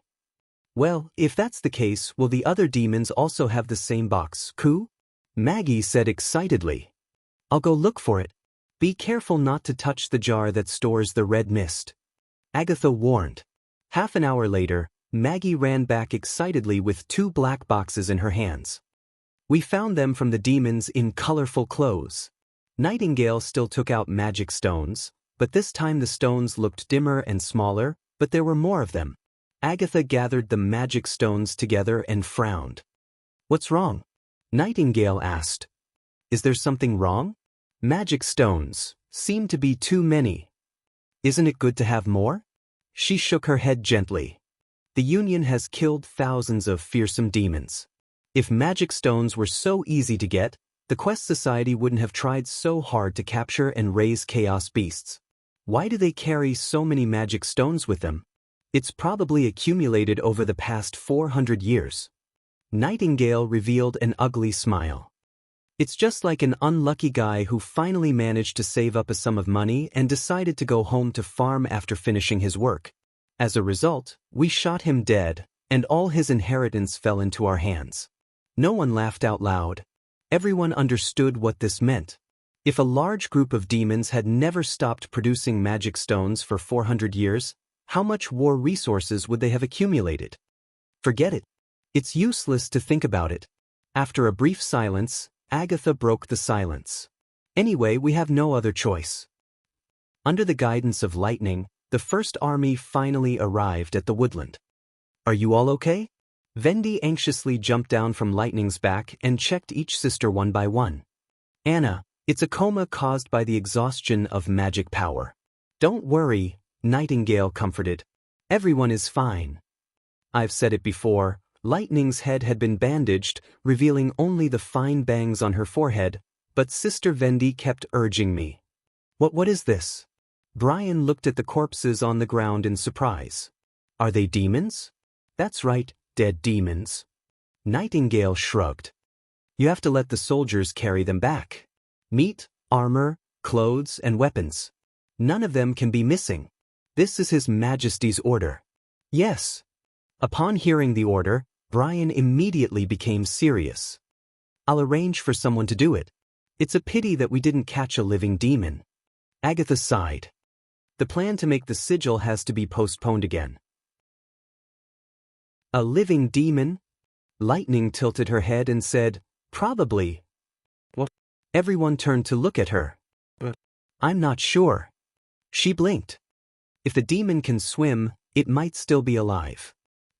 In the afternoon, the paddle steamers left the riverbank and turned around to return to Neverwinter. The deck of one of the ships was surrounded by curious and bewildered soldiers of the First Army. Are they the enemies we'll face in the future? They don't look like much, except that they're big. Hush, what are you talking about? Someone shouted. Don't you see that His Majesty's witches are badly injured? It's not like you haven't seen their abilities. That's right. Those dead witches must be extremely ferocious, at least much more difficult to deal with than demonic beasts. Even Lady Anna fell into their trap. Another person nodded and added, at that time, she alone blocked the breach of the city wall and blocked the attack of the demonic beasts. Most of the soldiers agreed with this statement. Ah. I was there that day. Lady Anna saved my life. If it weren't for her, I'm afraid I would have been trampled to death by a wild boar. It's a pity that Miss Angel isn't here. Otherwise, they'll recover immediately. Standing at the stern, Nightingale and Agatha looked at each other and could not help shaking their heads with a smile. Now that these ordinary people had already regarded witches as companions who could fight side by side, it was a new feeling for both of them. One of them had lived in the Witch Empire, which treated ordinary people as slaves, and the other had been hiding from the people and being ostracized and persecuted. Although the content of their feelings was completely different, they were both incredible. What do you think? Nightingale secretly sighed and asked. Do you mean the lost experimental subjects? Agatha laughed. I think they're extremely lucky. The target of the soldiers was the drowning mad demon imprisoned in the iron cage. Just as Lightning had said, the unlucky demon had been hit by the scorching flame wave when the hydrogen balloon exploded. It had only regained consciousness after falling into the water, but its body was severely injured and it could not swim back to the shore even after struggling for a long time. Finally, it was captured by Maggie, who was searching for it. According to Maggie, if it had not roared loudly, she would not have noticed it. Apparently, the mad demon had regarded Maggie as a rescue devil beast, but as soon as it came ashore, it became a witch's captive. Considering that Ife's magic power and physical strength had reached their limit, they might not be able to trap the demon for too long. In the end, they decided to cut off the demon's limbs and let Agatha seal the wounds with ice. In this way, the demon would not be able to commit suicide or die immediately before the red mist ran out. I didn't expect to be able to successfully complete the task after such a big accident. It's really lucky. Nightingale curled her lips. By the way, don't you want to take a rest? Agatha pointed to her waist. I feel much better after applying some herbs. She waved her hand indifferently. Before I met His Majesty, Leaf was the one who solved all the pain of the Witch Cooperation Association. Fortunately, everyone is safe and sound. Agatha exhaled. I was negligent in this operation. Senior demons? That's not your fault. Nightingale comforted her. No one knew they would appear alone in this remote place. This is also something I don't understand. After all, they always hide behind the army and never act alone. Moreover, their numbers are extremely small. During the decades of war with the Union, all the senior demons that appeared were recorded. Including those that died in battle, there were less than 20 of them. She paused. I thought I would have to wait until the bloody moon to have a chance to meet them, but after seeing those magic stones, I'm suddenly not so sure. Nightingale quickly understood the meaning of her words. However, as soon as she figured it out, a chill rose in her heart. We don't know the demon's lifespan, growth limit, promotion and reproduction method. How have they developed over the past 400 years? Agatha whispered. If the enemy can accumulate a large number of magic stones, can they also accumulate a large number of senior demons? Chapter 556. There are so many ships. Steele leaned against the porthole of the poop and looked at the ships coming and going on the Redwater River. Since they entered the western region, the river suddenly became busy, and most of the ships were strange stone ships without sails. According to the captain, they called them paddle steamers, which relied on steam power to move forward. Their speed was not affected by the wind, and they were much faster than sailing ships when sailing against the current. They often ran ahead with a trail of black smoke trailing behind them. As for how the steam pushed the large wooden wheels on both sides of the hull, no one could tell. But one thing was certain, they were all made by Neverwinter. Steele estimated in her heart that she could see a paddle steamer almost every half an hour. If they were all carrying goods, then the material absorption capacity of Neverwinter would undoubtedly be astonishing. She learned this from the merchants. The larger a city was, the higher the ability to absorb goods. As long as one stayed on its official road for 2 days, one could roughly judge how prosperous the city was and how many business opportunities there were.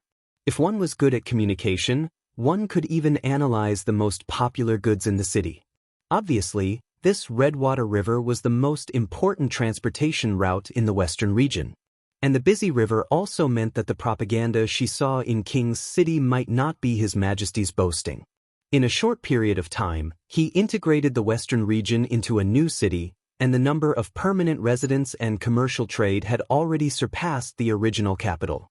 And such an extraordinary heir to the throne had a notorious reputation of being ignorant and incompetent, foppish and paranoid. Thinking of these rumors, Steele became more and more curious about Roland Wimbledon. "Miss Conrad, are you looking at the ships again?"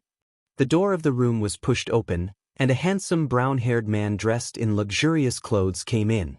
"Do you want to go out for some fresh air? Is it boring staying here all the time?" "No, it's good here." Steele straightened up and nodded to him. "Thank you for your hospitality." "You're welcome." He laughed. "I'm lucky to be able to travel with such a beautiful lady like you." Steele had heard too much of such flattery, but she still responded with a pleasant expression. "If you hadn't lent a hand, I'm afraid I would have been squeezed together with those goods and refugees. Of course, I can't sit back and watch this happen." The man sat down opposite her. No jewelry merchant would want their jewelry to be covered in dust. He was the owner of the Eternal Spring, the gemstone merchant from the capital, Victor.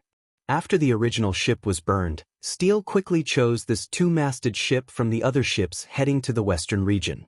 It was not a passenger ship, nor did it accept employment. Instead, it was Victor's private ship. But for the Pearl of the Northern region, as long as the owner of the ship was male, it was not a problem. She pretended to be a noble lady from the northern region who went to the western region to look for her lost relatives. With a few words, she made Victor feel sorry for her and invited her to board the Eternal Spring.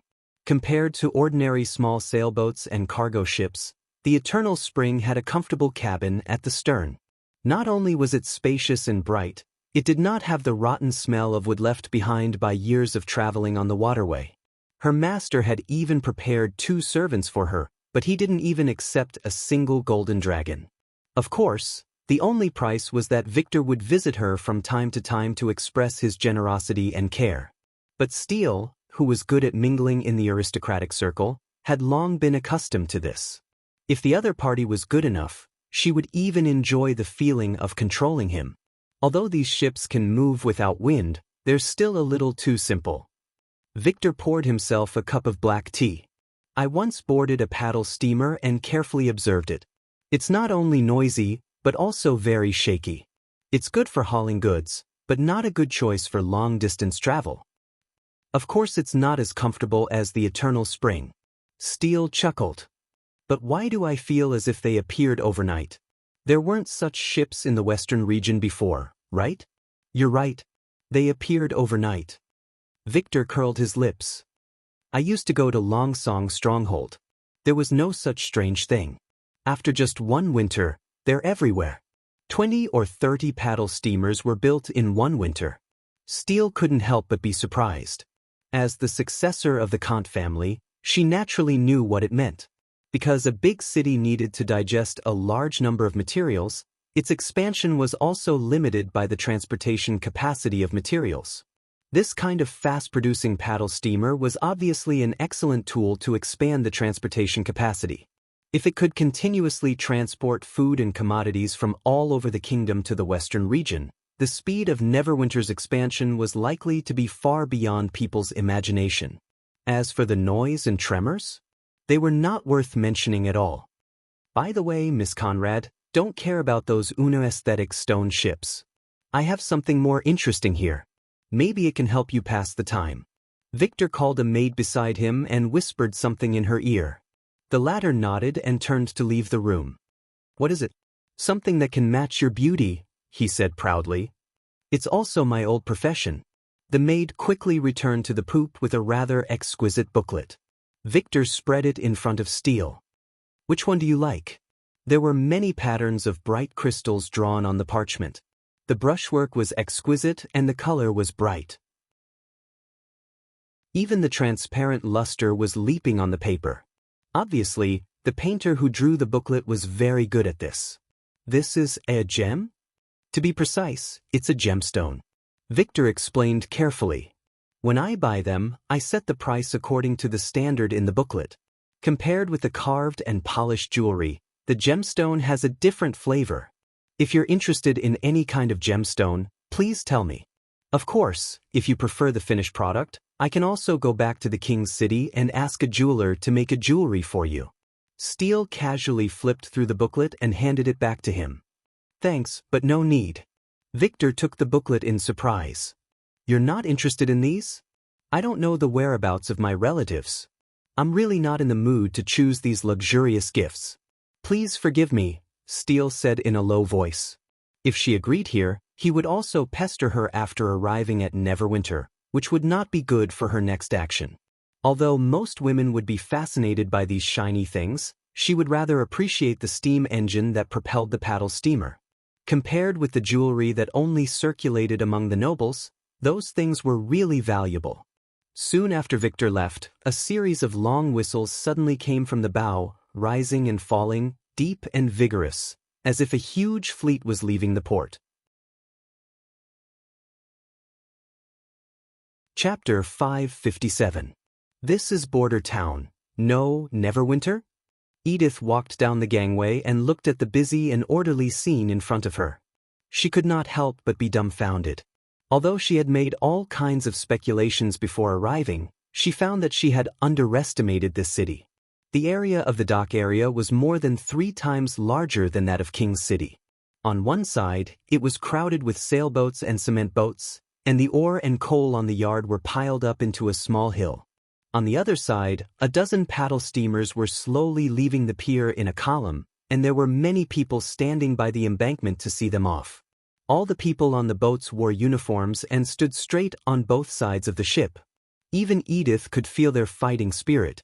In the past, this kind of expression would only appear on the faces of the victorious knight, and undoubtedly, these people were not nobles. The center of the dock was a gathering place for merchants, refugees, and migrants, mainly with various kinds of sailboats. After people got off the boats, they were separated by a group of men in black, who asked them to line up and pass the inspection. In the entire dock area, there were no less than 1,000 people, and such a bustling scene even dwarfed King's City. The dock has actually grown longer again, Victor said in amazement. Does His Majesty intend to turn the entire riverside into a dock area? Again? Edith noticed his choice of words. At least last autumn, the dock here wasn't so wide. He spread out his hands. Of course, there weren't so many people either. What are those checkpoints for? Are they collecting taxes? There's no such thing as entering the city. You only have to pay taxes when you sell things, Victor explained enthusiastically. And no stalls can be set up in the city. All sales have to be done in the convenience market in the square. Those men in black are equivalent to the patrols of other cities. They set up the checkpoints to register people's identity and clear the demonic plague. Not extortion and blackmail? Edith winked at her brother, who nodded and took out his wallet to prepare the money. No, Miss Conrad, I mean equivalent to the patrols, the gem merchant said with a smile and waved his hand.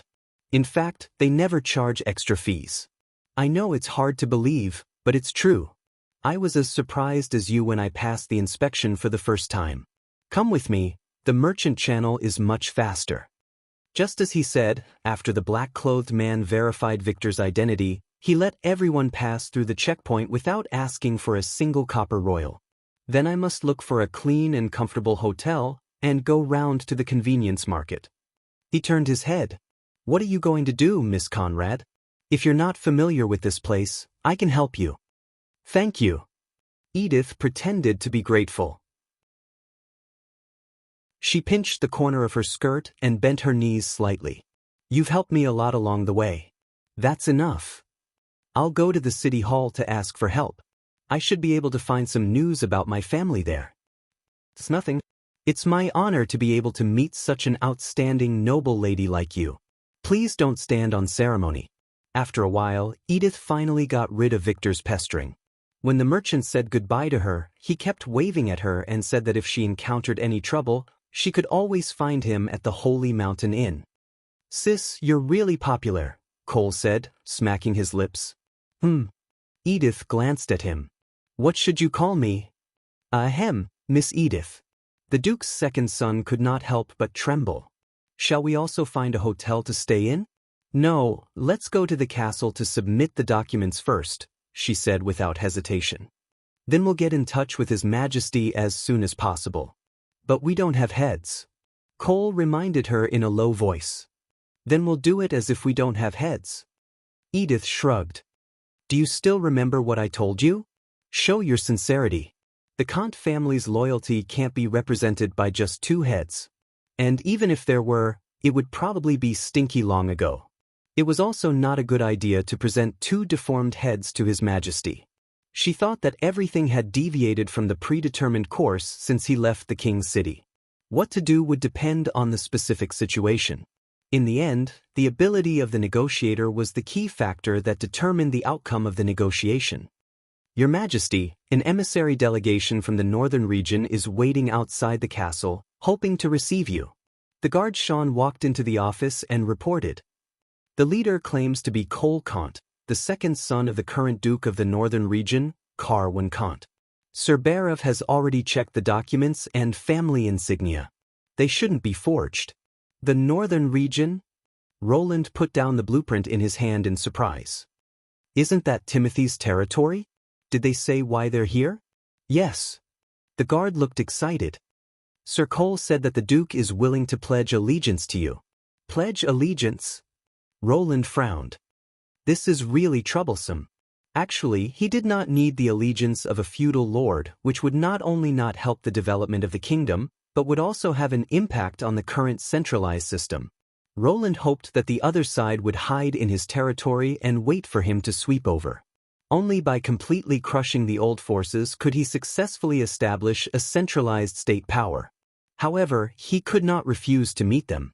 If the other side deliberately ignored the emissary delegation they sent out to negotiate, the other nobles might lose hope and decide to unite to fight. This was not a problem militarily, but he was mainly worried that it would affect the people of the eastern region and the northern region. Roland had already regarded the people of the kingdom as his wealth, so he naturally wanted to keep as many people as possible. After thinking for a moment, he slowly nodded and said, "Take them to the reception hall and call Barev." "Yes," Sean replied excitedly. Judging from the guard's expression, he probably thinks that only the eastern part of the kingdom is not under my control. Roland thought to himself. However, sometimes things were not as simple as they seemed. At the same time, he also made a decision. No matter what, taking back the rights of the feudal nobles was an unshakable principle. This must be accurately expressed to all the nobles to show his determination to reform the new policy. If the rebellious nobles dared to attack the people, they would pay a heavy price. Entering the reception hall, there were only 2 emissaries sitting at one end of the long table. One of them should be the Duke's second son, Cole Kant. The other person made Roland's eyes slightly brighten.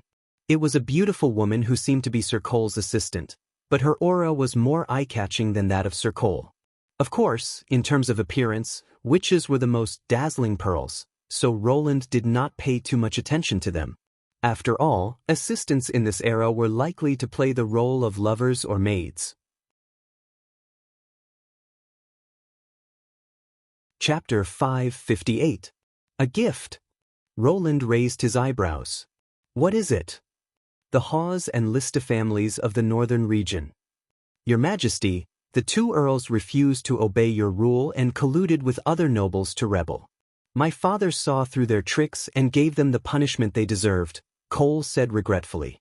But due to my negligence, I didn't expect you to return to the western region in advance, and the heads as evidence were destroyed on the way. Wait, your father directly executed the two earls?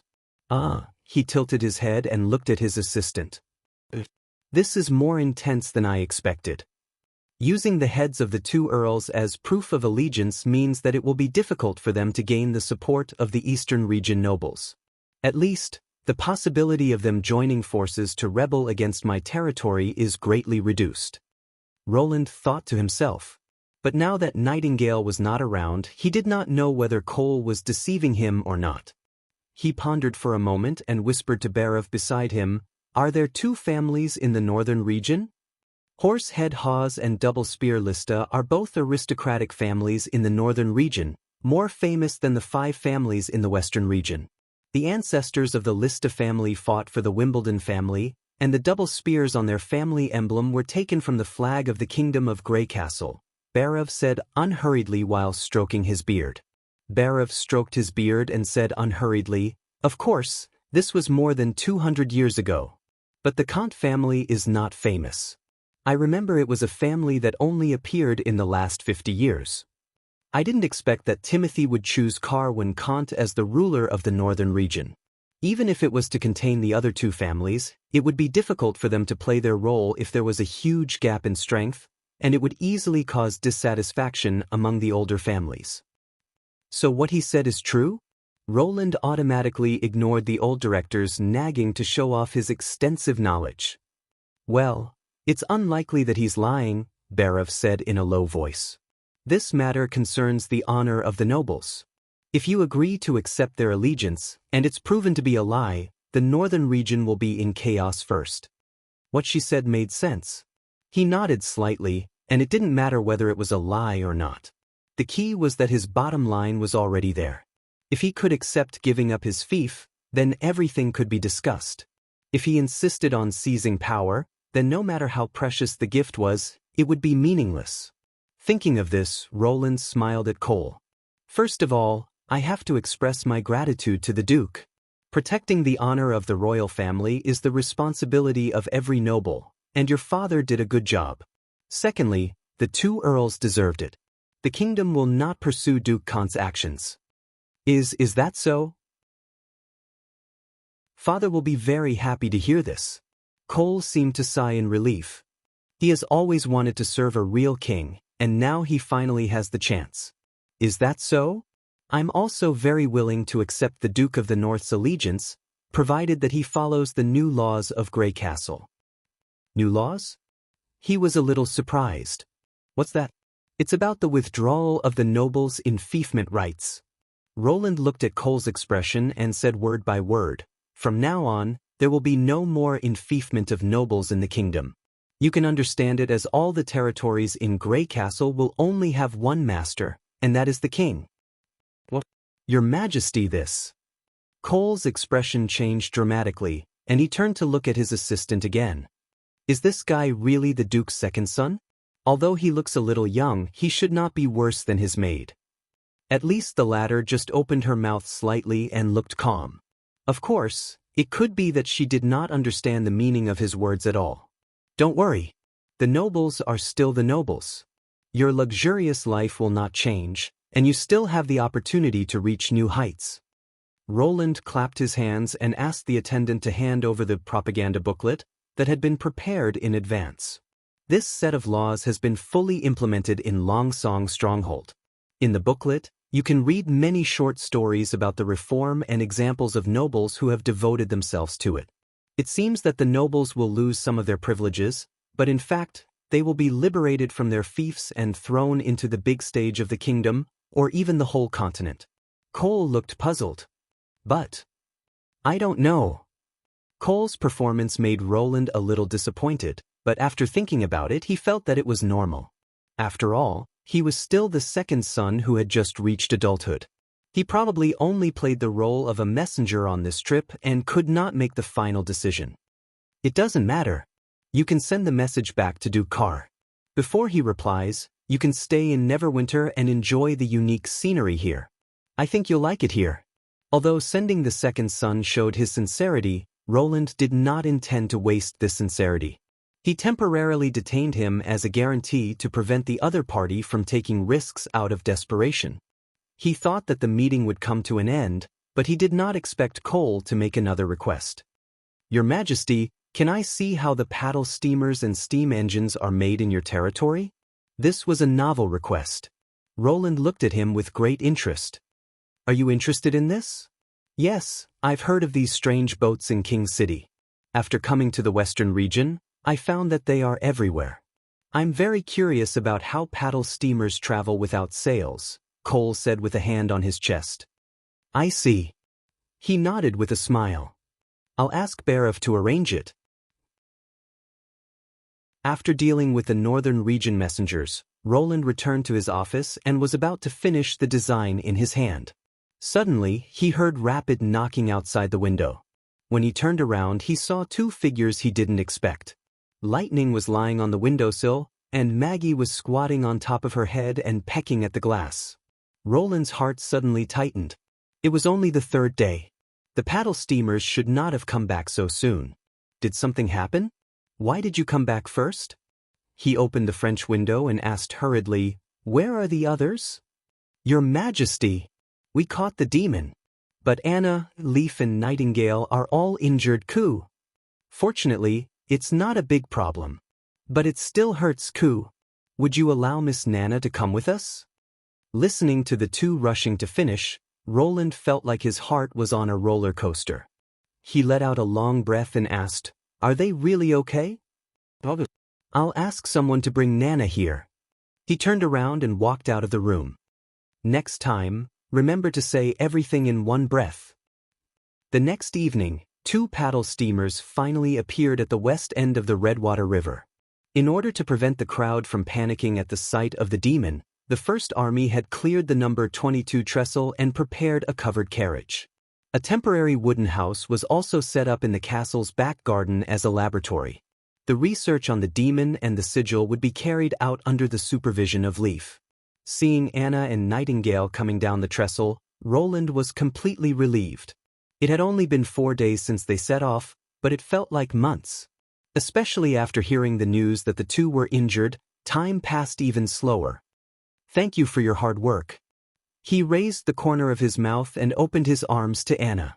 The latter did not answer, but quickly threw herself into his arms and hugged him tightly. Nightingale sighed and said, You said you would wait for us in the castle. The dock isn't safe, Your Majesty. You too, Roland said with a smile. Thank you for your hard work. Well. She turned her head away uncomfortably. Actually, it's okay. Anna released Roland and pulled Nightingale over. Then Vendi, Leaf. This time, all the witches hugged Roland, including Agatha and Iffy. Chapter 559. After dinner, Roland immediately rushed to the back garden. Although he wanted to spend some time with Anna, the demon's red mist was limited, so he had to start the experiment as soon as possible. Almost all the members of the Witch Union were present. Even those who did not participate in the test did not want to miss the opportunity to observe the enemy up close. The mad demon, whose limbs had been cut off, was under Breeze's control and was lying quietly in the center of the makeshift house. It was the first time that Roland had seen an alien creature that was completely different from human beings. It was huge, taller than Iron Axe by a head. Its frozen arms were as thick as an adult's thighs, and its muscles were well-defined and covered with blue veins. At first glance, Roland could tell that it was extremely strong. Its rough skin was blue-black, which was normal considering that the demon's blood was blue. Roland reached out his hand and touched its body. He could clearly feel the heat, which proved that its basic metabolism was relatively fast. In a sense, the faster the metabolism of a species, the less adaptable it was to the environment. As the mad demon's breathing apparatus was closely connected to its helmet, Roland could not see its face for the time being. But overall, it was obvious that it was an advanced chordate. Compared to the more exaggerated fearsome demon and the Lord of Hell, the mad demon looked more like a human. Of course, according to Agatha, This type of junior demon was extremely low in intelligence and could not be compared to human beings. In terms of cunning and resourcefulness, senior demons were more like humans. Among the 5 demons, the Magic Slayer was melted by the sigil of God's will, and 1 mad demon was chopped up by Anna. We've used up 2 of the remaining 3 cans of red mist. Agatha rubbed her forehead. She looked a little tired and her voice was much gentler than usual. The mist can only last until tomorrow evening, so if we want to make a sigil, we can't do it beyond tomorrow afternoon. I need half a day to melt the base of the sigil, and I may fail several times during this period. The red mist is fatal to witches. How did you replace the gas tank? I asked a mortal to connect the pipe. She pointed to the bone container and said, I also brought back these used-up storage tanks. They may be useful in the future. Roland nodded, then looked at Breeze. Can you control it to use magic? If it can do that, the latter replied seriously, I don't need to specifically control the target's every move. Instead, it's similar to giving orders and forcing the target to follow my orders. This kind of instruction is beyond the limits of language and thinking. Even demonic beasts will obey it. Of course, it can't be too complicated. Very well, he instructed Nana. First, connect the limbs. I want to see the power and interval of the mad demon's spear throwing. Wait in the castle? Lily frowned. Mystery Moon, Hummingbird, and the others immediately hid behind Vendi. However, Paper and Summer, who had never experienced the destruction of the Witch Cooperation Association, did not react so strongly. Their faces showed more curiosity than fear. There won't be any problems, right? Soft Feathers mumbled. Don't worry, we'll be watching, Iffy said calmly. During dinner, Roland had a general understanding of the operation at the melting point. The unexpected senior demon had thrown the team into confusion and put them in danger for a while. However, the witches had fought together and finally defeated the strong enemy. Iffy had played a very important role in this. Especially after the sigil of God's will failed, Iffy's determination to buy time for everyone to escape had greatly changed the other witches' opinions. Iffy's attitude towards non-combat witches had also become gentle. During this period, even Iffy herself had not noticed the subtle changes. Perhaps it would take a long time for her to truly integrate into the team, but in Roland's view, at least there was an opportunity for both sides to integrate. Nana squatted down unwillingly and began to treat the demon. If it had been conventional medicine, it would have been impossible to complete this operation. In the absence of antifreeze, freezing the limbs could at most prevent them from rotting, but it could not prevent water from freezing and destroying the tissue structure. However, under the unreasonable magic repair, the condition of the broken limbs had obviously improved, and even the mottled burn marks had faded little by little. When the hands and feet were connected, the originally dark skin gradually turned green, which meant that the blood had begun to flow. After a quarter of an hour, it silently got up from the ground and slowly walked out of the shed. The witches also filed out. Unlike the swarm of bees when they came, there was a long line behind Vendi and Scroll. Roland could not help but laugh when he saw the faces of Mystery Moon and the other witches full of fear. Leaf had already prepared a shooting range. 2 rows of olive trees led straight to the garden wall, and at the end of the vine hung a steel plate and a breastplate. The target was about 200 meters away from the wooden shed, which was also the conventional combat distance of a revolving rifle. Let's start. Roland saw the demon grab the bone spear and gestured. Yes. As soon as Breeze's voice fell, the mad demon's arm swelled up, and the magic stone inlaid on its arm emitted a faint yellow light. It then bent its body and took a step forward, throwing the bone spear at the target with all its might. A white shadow flashed by, and a crisp buzzing sound came from the distant armor. The mad demon's arm quickly withered, as if it had exhausted all its strength. Perhaps because of the great loss of vitality, the recovery time this time was much longer than usual. After about an hour, its arm gradually returned to normal. Of course, the throwing power was not weak at all. The bone spear completely penetrated the breastplate and was firmly stuck in the wall. When it was pulled out, it could be seen that the spearhead had been broken during the impact. If it had been replaced with a short iron spear, it would have been more powerful. However, judging from the mad demon's clothes, the enemy seemed to be worse at using iron than humans. Even the senior demon's armor did not seem to be made of pure metal. After thinking about it, it was probably because metal smelting required high-temperature flames, and the red mist happened to be unable to withstand high temperatures. If Agatha's information was accurate, the demons must have very harsh conditions for using fire. If human civilization originated from fire, then the demons were probably born to hate fire. The next test was a quick throwing. The mad demon was forced to throw 2 bone spears at the fastest time possible, and at the same time, it let out a painful roar. It seemed that even though its body was under control, it could not avoid the severe pain caused by overusing the magic stone. When the throwing was over, its whole arm went limp like a piece of dry bark, and it never recovered. This time, the 2 bone spears collided with the 3mm steel plate and shattered. Chapter 560. After coming to this conclusion, Roland was slightly relieved. As a low-level combatant, the demons did not have the combat effectiveness of conventional firearms. Within a distance of 500 to 1,000 meters, machine guns and cannons were enough to crush all standing enemies. Spears were obviously not suitable for trench warfare. It took 3 to 5 seconds for the magic stone to be charged to take effect. As long as the bullet production kept up, the mad demons would not even have the chance to throw short spears. This meant that at least on the battlefield where the 2 armies met, humans definitely had the power to fight. It would be great if you were born in Tequila. Agatha looked at the weapon in Roland's hand and sighed. There are 100 times more ordinary people on the fertile plains than in Grey Castle, and so are the witches. If everyone had a spear, maybe the demons would have already gone back to where they came from. Roland smiled, but in his heart he did not think so. After all, the Empire was dominated by witches more than 400 years ago.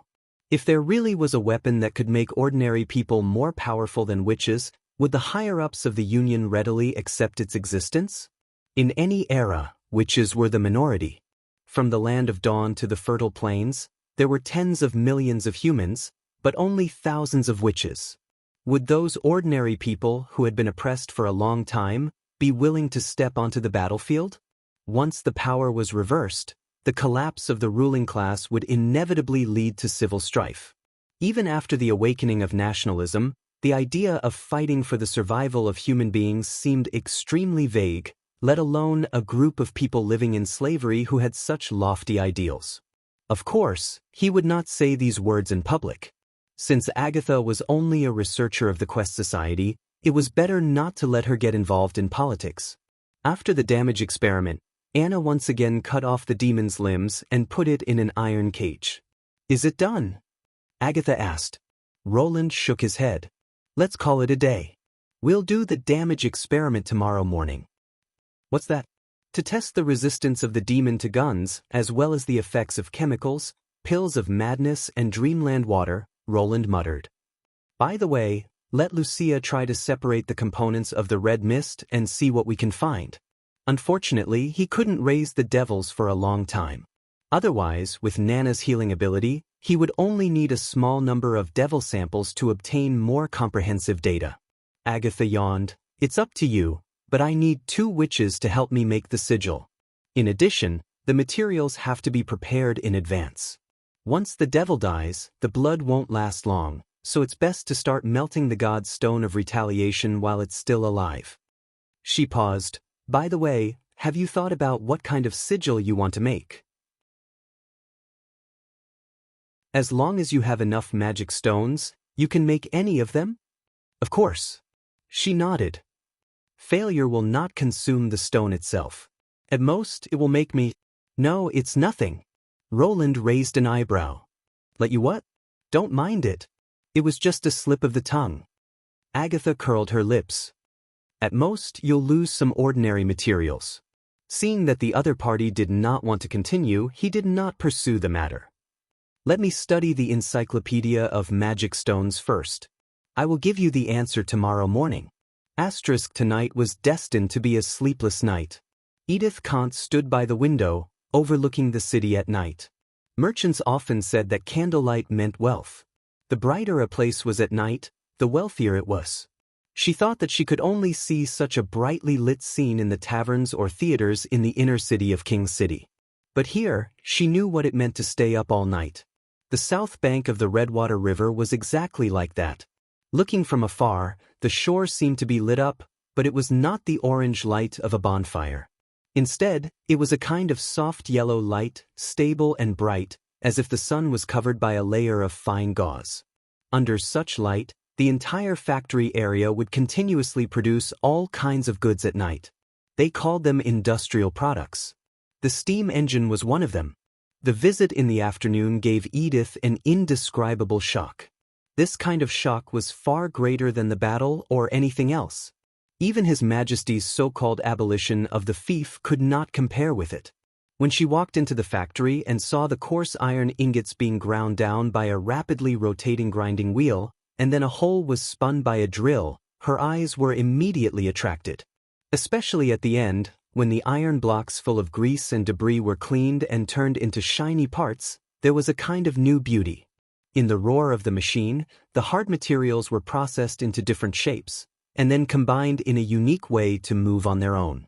What a wonderful power it was! The factory floor was flowing with sewage, metal debris was everywhere, and there was noise and humid air. It was not a wonderful place, but Edith stayed for the whole afternoon. And she clearly remembered that the official from City Hall, who led the delegation to visit, looked impatient and couldn't wait to leave this noisy place as soon as possible. It was not until they planned to go back to the mansion that the official was relieved. At the same time, she remembered a sentence that was still fresh in her mind. What was so interesting about this thing? Only His Majesty Roland would think that there was beauty hidden in these black lumps. Contain beauty? Edith instantly felt a strong sense of resonance. That's right. This was beauty, the beauty brought by the pure power, the beauty of being able to knead and transform metals at will. Especially after she understood the operating principle of the steam engine, there was an additional kind of beauty that borrowed from the general trend of nature. This kind of beauty was far from being comparable to colorful gems or exquisite and luxurious clothes. She only felt that something in her heart was faintly touched. How did His Majesty know this knowledge? Besides this, what else did he know? Suddenly, a knock on the bedroom door interrupted Edith's thoughts. "Sister, I'm done." Cole poked his head in. "The water is still hot. Do you want to continue?" "Ask the servants to boil a new basin," she ordered. "Have you figured out the principle of drawing water here?" "I asked someone. The water in the pipe seems to flow out from those standing iron towers." Cole scratched his head and walked into the room. "As for how the water flows up from the well, they can't tell. By the way, there's something in the bathroom that you must try. It looks like a special oil, but it gives off a fragrance when it's soaked in water. It's great for cleaning. I bet that even the milk rose bath isn't as comfortable as this. Is this also His Majesty's arrangement?" Edith could not help but think. The residence of the delegation was located near the castle district. It was a 4-story house, and the top floor was even higher than the castle. Not only could they enjoy the night view of Neverwinter, but even the layout and facilities of the room were quite ingenious. Although it was not big, it was extremely comfortable. According to the official from City Hall, this was a hotel specially prepared by His Majesty for foreign ambassadors. It seemed to be called the Foreign Affairs Building.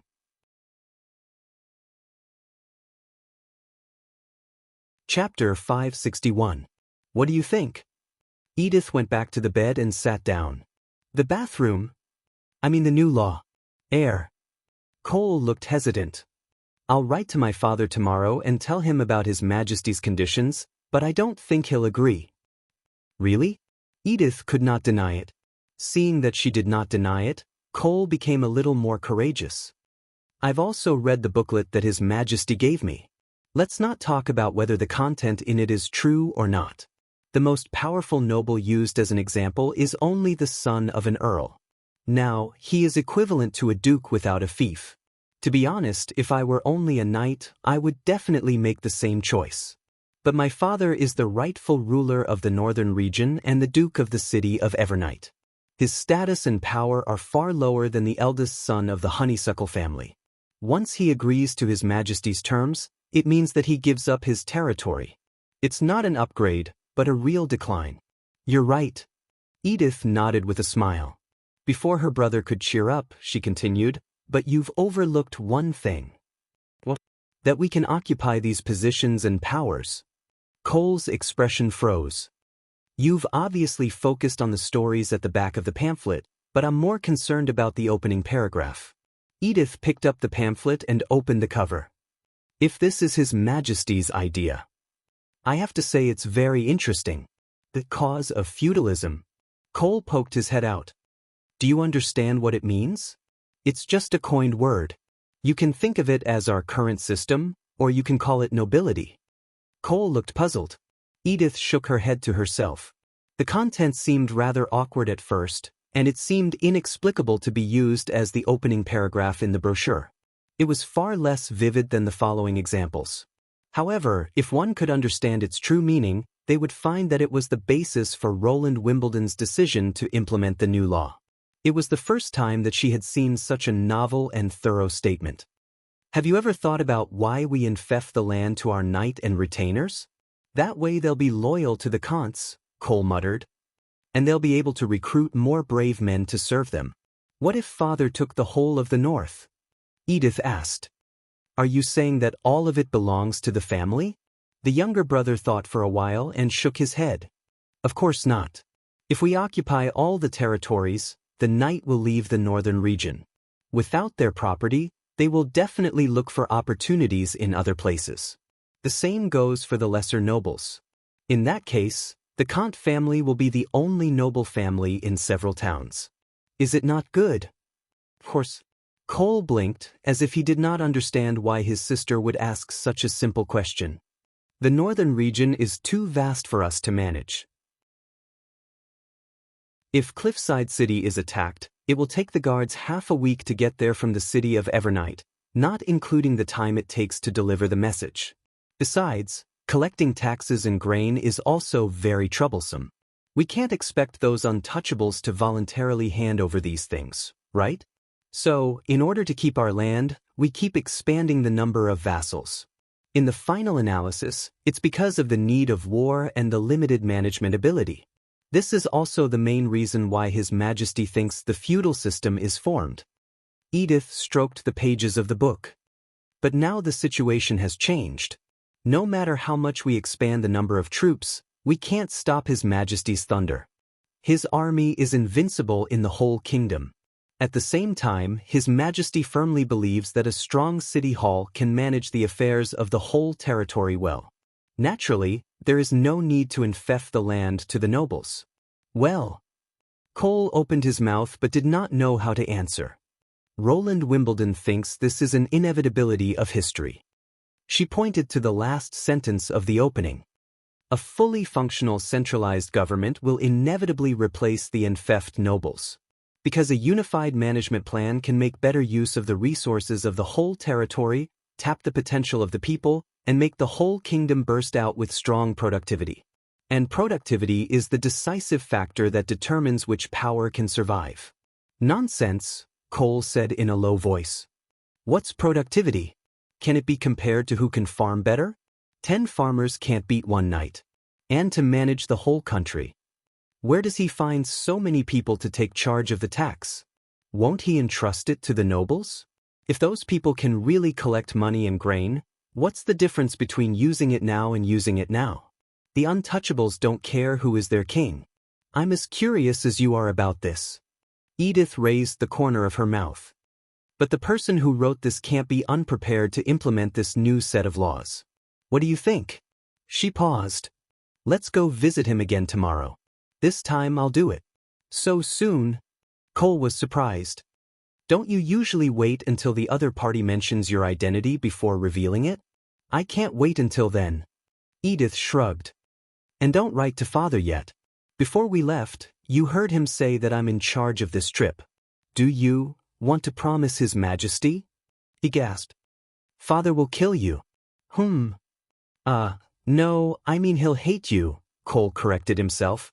After all, The main reason he wants you to go is to protect his dukedom.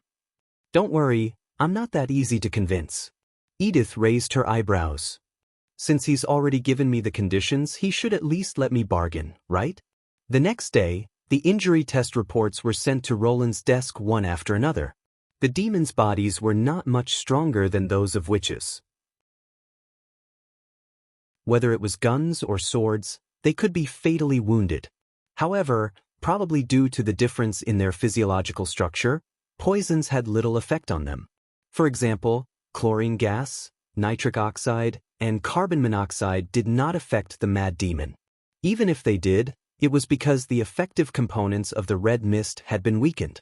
The same was true for Dreamland Water and Pill of Madness. The former could not make them fall asleep, and the latter could not make them go berserk. After the red mist was decomposed, it turned into several kinds of gas and water.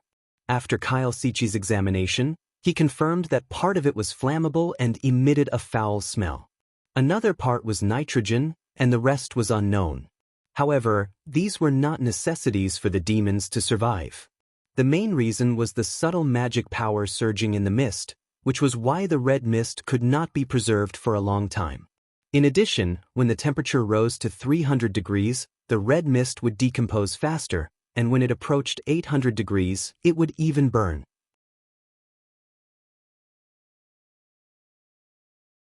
Chapter 562. While Roland was thinking about what kind of arson tool would be easier to make, a guard came in and said, "Your Majesty, the emissary from the northern region wants to see you." "It's only been one day." Roland was a little surprised. Are they going to refuse my request directly instead of waiting for the Duke's reply? "Take them to the reception hall," Roland ordered after a moment of silence. "Also, tell Carter to block the Foreign Affairs building and temporarily prohibit the emissary delegation from going out." "Yes, Your Majesty." Since the emissary could not agree with his policy, Roland had to force them to stay. When Roland walked into the reception hall on the first floor, he found that the people on the other side of the long table had changed their seats. The woman, who was supposed to be Cole's assistant, was sitting in the main seat, while Cole was sitting in the second seat with a book in his hands. "Your Majesty, I'm Edith Kant, the eldest daughter of the Duke of Evernight and Cole's sister." The woman stood up and made a standard noble bow. "This is not the first time we've met. Cole forgot to introduce me last time. Please forgive me." "Carwen's daughter?" Roland was surprised at first, and then he could not help but be interested. "So you're the leader of the emissary delegation?" "Yes." She put her hand on her chest and said, "My father has entrusted me with this mission and given me the Duke's seal." It wasn't that there weren't any women participating in politics in this era, but it was extremely rare, not to mention a young and beautiful woman. Roland could tell from Edith's expression that this was not the first time she had dealt with a superior. Her words and behavior were impeccable. As for the concealment of her identity, Roland realized that it was a trick to attract the attention of the negotiators. She was not deliberately concealing her identity. She was just using the disguise of a woman to mislead the negotiators. It was not deception, and most nobles would only regard it as an act of fun. Roland had to admit that it was indeed effective. "In other words, you can make decisions on behalf of your father?" "Yes, Your Majesty. To be precise, he will listen to my opinion." What a confident answer. Roland looked at Cole, who was scratching his ears and cheeks, and could not help but laugh. "Miss Edith, what's your purpose of seeing me?" Roland had thought that she would tactfully say that she couldn't accept such a condition, or use other more interesting methods to get him to take back the new law. He didn't expect that she would take out a book from her backpack and put it on the table. It was the brochure he had written. "I have some questions to ask you," Edith said bluntly. "You said that the reason why the feudal nobles will be eliminated sooner or later is that the central power continues to expand. But without the help of the nobles, how can you ensure that you can effectively manage the vast kingdom? Does he want to discuss politics with me?" Looking at her sincere eyes, Roland realized that she was serious. It had been a long time since he had heard such an interesting question. "It's the people and the progress of technology," he answered after thinking for a while. "Are you referring to those free citizens?" What is technological advancement? That's right. A management team trained by City Hall, paid by City Hall, and provided with manpower and supporting facilities by City Hall doesn't require the manager to have strong assets or abundant manpower. Therefore, it doesn't matter whether the manager is a noble or not. Roland began to explain the form of a centralized government and the way for ordinary people to be promoted. Then he talked about the practical significance of technology in controlling the territory. He talked for an hour. How do you plan to prevent the administrative officials far away from the king's city from malfeasance? After Grey Castle is unified, how will the trade be distributed? Can productivity really be used as a standard to measure policy? The more she asked, the more Edith's eyes sparkled. It was not until noon that she let out a long sigh. I see. You really didn't write that opening speech casually. Roland also sipped his tea contentedly. As a person with a different profession, his political knowledge was probably only up to this point. Thank you for your answers. I didn't expect you to tell me these things in such detail. The most basic requirement of a city hall in the new era is to publicize the policy. We must let everyone clearly understand the content of the new policy so that the implementation will not be strange.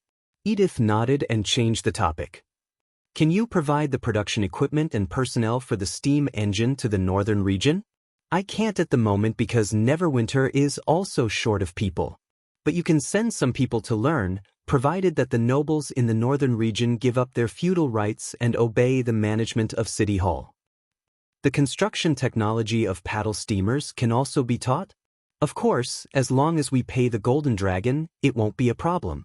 But without the witch's help, it'll be difficult for you to move the entire production line to the northern region in a short time.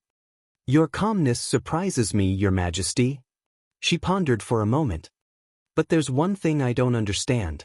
According to your plan, you can easily annex the entire Grey Castle in 10 years. At that time, you can push the new policy without any resistance, and you don't need to care about our opinions.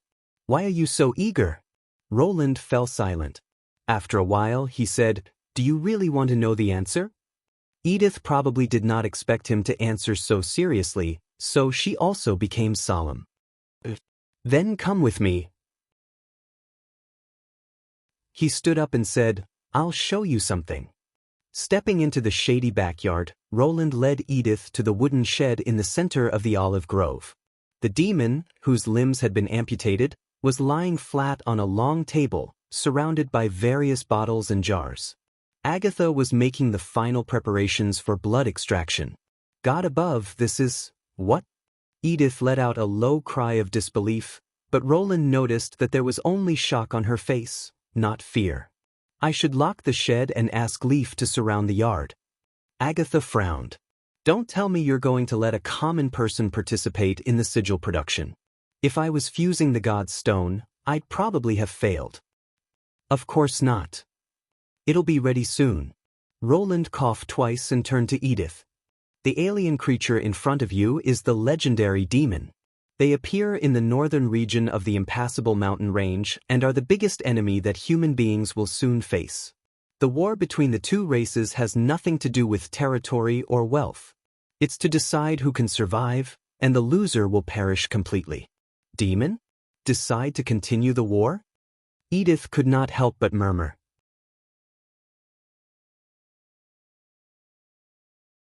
Chapter 563. After Roland and the mortal woman left, Agatha heaved a sigh of relief. Did I say too much just now? Maybe I should be more kind to this lord after 400 years, even if he is a mortal. Although she thought so, she still did not like people other than witches to step into the laboratory where she was about to start making sigil, and she did not want His Majesty to know how to make sigil. Of course, she would not be able to keep this a secret for long. Agatha turned around, laid out the 6 square wooden boxes that she had prepared in the morning, and put the god's stones of retaliation collected by His Majesty into them. This was the template for making the base of the sigil. She needed to make 4 sigil of listening, 1 sigil of screaming, and 1 sigil of insight. Just as she expected, His Majesty did not choose a sigil for a weapon. Instead, he chose a basic sigil based on the magic stones he had obtained. In the Quest Society, it would have been a waste to use the high-quality magic stones left by the Magic Slayer for the Sigil of Shriek and the Sigil of Insight. Now that Roland had powerful firearms, he naturally did not need a sigil of weapons as much as before. Not to mention that the more powerful the sigil, the higher the demand for magic power. At this moment, there was another knock on the door. It seems that I need a few servants in addition to a research tower. Agatha reluctantly put down the magic stones in her hand and opened the wooden door. "What's wrong, Your Majesty? Is there anything else?" "Sorry to keep you waiting, Miss Agatha." "Well, do you need me to treat the demon again?" This time it was Anna and Nana who came in. They were also the assistants she had requested from Roland. "No. Ahem," she corrected herself. "You came just in time. I've just finished the screening. Put the remaining materials into the box, and then we can officially start making." When the blue blood flowed into the wooden box through the coated tube, the god's stone underwent a wonderful change. The two blended together and produced a series of bubbles. The hard stone was like a burning candle, and the water chestnut turned into a viscous liquid that flowed down, followed by the god's stone itself. The demon seemed to realize what they were doing and used the last of its strength to struggle. Unfortunately, it was useless under the iron chains. Soon, the 6 boxes were filled with the blood of the mad demon. The first box that was filled with the blood seemed to be boiling. The surging liquid mixed fine sand, mercury, and god's stones together, looking thick and turbid. Anna carefully observed their changes. Does the quality of the sigil have anything to do with the raw materials? Yes, it mainly depends on the god's stone of retaliation and the magic blood. The Quest Society believes that magic transforms the body in all aspects. The physical fitness of senior witches is obviously better than that of ordinary witches, and the Transcendents have reached the limit in this regard. In order to improve the effect of the sigil, the best sigil would be made from the blood of powerful demons and the best god stones. For example, Lady Alice's God's Punishment sigil was made from the blood of a dying magic slayer on the battlefield. Is it the same when a witch's blood fuses with a god stone? It's not the same. Magic stones won't melt like candles, and the reaction won't be as intense. The liquid that forms is as clear as water and can flow freely. But the demon's blood will eventually solidify and become as hard as a stone. As Agatha spoke, she put a partition panel into the wooden box. Therefore, the process of making a sigil is similar to smelting metal. Before it completely solidifies, the magic stone must be put in and the most important step must be completed, connecting the magic vein. "Vein?" Anna asked curiously. "Like a plant?" Agatha nodded. "Do you remember what I said before? The Quest Society believes that only life can carry magic power. Without this step, the sigil is just a dead thing. The magic stone is still an individual, and it won't combine to produce incredible power. Can the demon's blood give these ordinary substances life?" she asked in surprise. "It's not enough to rely on the demons alone," Agatha said calmly. "You have to add the witch's blood." Nana covered her mouth in shock. The Quest Society discovered this secret by accident. When the blood of witches and demons is mixed, it can produce a strange effect. The melted god stone remains in a fresh state, just like a plant. Even if it is left for a long time, the vein will not lose the blessing of magic power. I don't know how to describe it. In short, you'll understand after you watch. The liquid in the first box had calmed down and was covered with a layer of gray light. It looked like blue wax after it had condensed. Agatha took out the panel, leaving 2 hemispherical grooves and a shallow strip-shaped groove in the box. Then she picked up a knife on the table and cut her wrist. Bright red blood instantly gushed out and filled half of the wine glass. She gestured to the little girl and said, "Help me heal the wound." This was the reason why Agatha chose these 2. Anna was the witch with the best learning ability in the Union and was suitable to inherit this skill. On the other hand, Nana could effectively relieve her pain. In Tequila, healing witches were the main force in the front line and could not be assigned to the Quest Society. Most of the time, after bleeding in the laboratory, they could only use herbs to treat their wounds. If Roland Wimbledon had not shown her the hope of defeating the demons and had no prejudice against witches, she would have rather buried the method of making sigil. Even in the Union, most people could not accept the fact that the blood of witches could be perfectly mixed with the demons. Even after she came into contact with this matter, she once had doubts about the origin of witches. This confusion was very disadvantageous to the battle of divine will, so the making of sigil was one of the secrets that the members of the Quest Society had to keep. This was also the reason why she did not want His Majesty to participate in the battle of divine will. Especially in this era, there were still rumors that witches were the minions of the demons who had seduced the demons. Even if he would find out sooner or later, Agatha still hoped that it would be a little later. She sighed to herself and thought, maybe this is also a kind of self-deception. When the mixture was half hard, Agatha forcefully inserted the magic stone into the groove and poured the warm blood into it. The red blood flowed in the shallow groove, and the surrounding blue blood clots began to squirm. The edges of the two gradually blurred, forming a state of mutual penetration. Then she infused magic into the sigil. In an instant, the red blood lines emitted a subtle light. Countless light spots flowed on the veins, and with the surrounding squirming, they expanded and shrank rhythmically, as if they were breathing. Anna and Nana simultaneously understood what Agatha meant.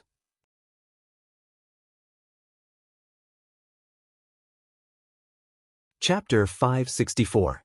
Is this considered a success? Anna asked softly.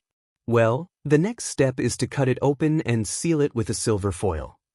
Agatha nodded and said, depending on the type of sigil, the finishing method is also different. For example, the sigil of screaming can't be cut. It has to be used as a whole. What happens when it fails? The blood veins can't gather magic power. The reason is unknown. No matter how good the raw materials are, there's always a chance that this will happen. The solution is also very simple. Just pry out the magic stone and redo it. But it will consume extra blood. Anna frowned. So in tequila, the demon's blood is more precious than a witch's. Agatha laughed self-mockingly. If the witch's blood is wasted during the experiment, no one will care, but if the demon's blood is lost, the scolding and punishment are inevitable. In the end, 2 of the 6 sigil failed. Although the previous steps were exactly the same, the 2 blood veins did not respond after being injected with magic power. In other words, they did not survive. Agatha took out the magic stone, took out the spare wooden box, and continued to make the second sigil. She had to hurry because the demon was about to die. The alien that was fixed to the wooden table began to spasm irregularly. Its blue-black skin gradually turned gray. The massive loss of blood made its breathing speed up, and the color of the red mist under the helmet was visibly fading.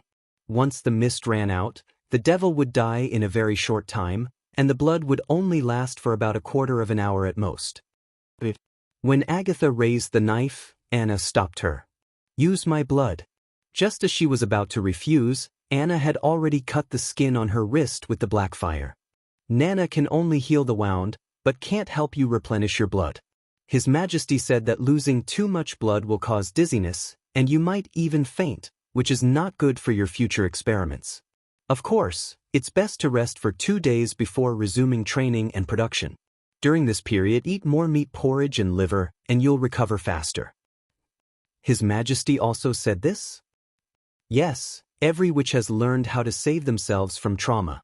Anna laughed. And your purpose of asking me to be your assistant is to let me learn how to make sigil, right? Why don't I operate these 2? Agatha was silent for a while. Then I'll have to trouble you. You're welcome, she said lightly. I'm very interested in it myself. In the end, under the attack of the demons, the witch empire fell apart and completely collapsed.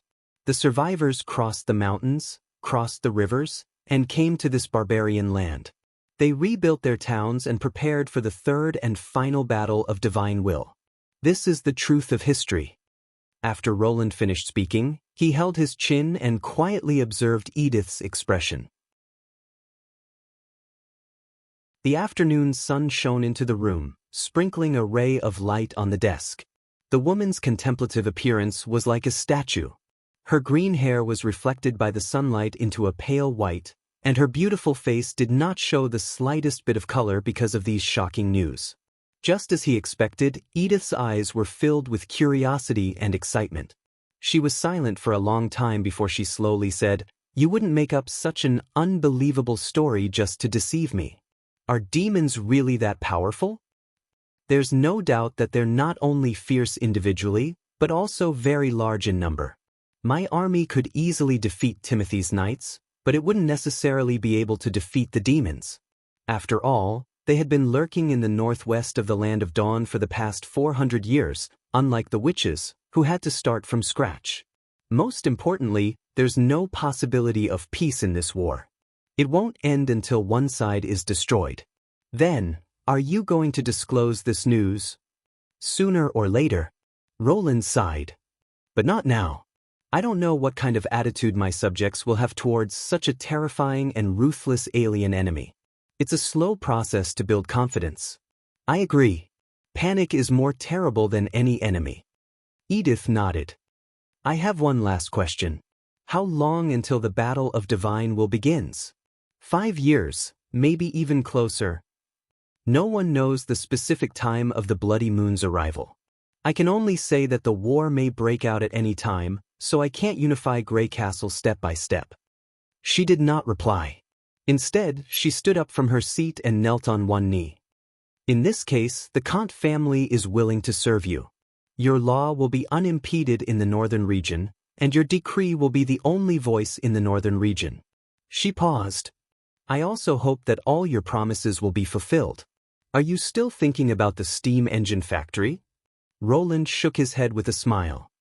Your father may not necessarily agree to this, and what guarantee does the Kant family have? She said without hesitation. What? Your Majesty, I guarantee it. If you're still worried, Cole can also stay here, Edith said confidently. In this way, my father will have to agree no matter how reluctant he is. You mean to stay in Neverwinter as a hostage? Although he did mean it before, he still felt a little embarrassed when he said it out loud. Isn't this a disguised threat in the eyes of the Duke? I'm not a hostage. She put one hand on her chest and saluted like a knight. Please allow me to join your city hall. I want to see the new world you've planned with my own eyes. At night, Roland received 6 newly made sigil. Thank you for your hard work. He nodded at Agatha. Did the process go well? The first batch failed twice, and Anna also participated in part of the production. Agatha yawned. Anyway, if you still want to make sigil, please give me a spacious laboratory first, not a shabby shack that looks like a stable. A mage tower. I owe you, Roland agreed happily. As soon as the ancient witch left the office, Nightingale poked her head out from behind and asked, "What are these sigil used for?" "They're probably like telephones, alarms, and cameras." "What's that?" "Try it and you'll know," Roland said with a smile. Today was really a fruitful day. The sigil of listening temporarily solved the problem of long-distance transmission. Although it was rare and only witches could use it, it was better than relying on flying messengers. The sigil of screaming would emit a high-pitched sound when it sensed the demon's power. Its range was about the size of the border area and could effectively prevent enemy sneak attacks. As for the sigil of insight, it was part of the plan to assist Thunder in his exploration. It would be a pity if he missed the spectacular and strange Celine because he could not follow the fleet out to sea. Of course, what pleased Roland the most was Edith Kant's pledge of allegiance. Nothing was sweeter than a population and resources. If the northern region really surrendered as she said, his territory would more than double, and the remaining noble forces in the eastern region would also feel great pressure.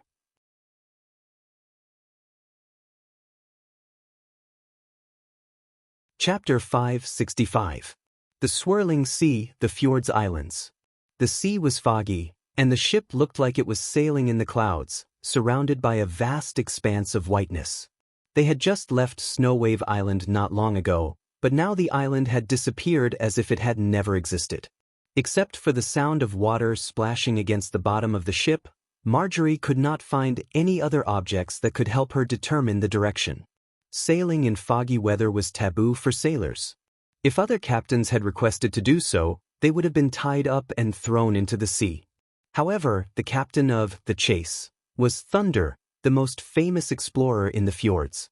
Wherever he wanted to go, there would be people willing to follow him, even if it was the entrance to the abyss or the depths of the living lava.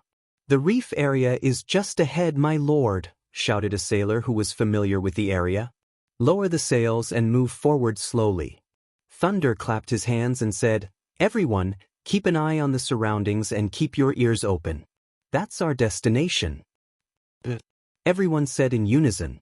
Since the secret meeting with His Majesty in the King's city of Grey Castle and obtaining his support, Thunder did not waste a single day.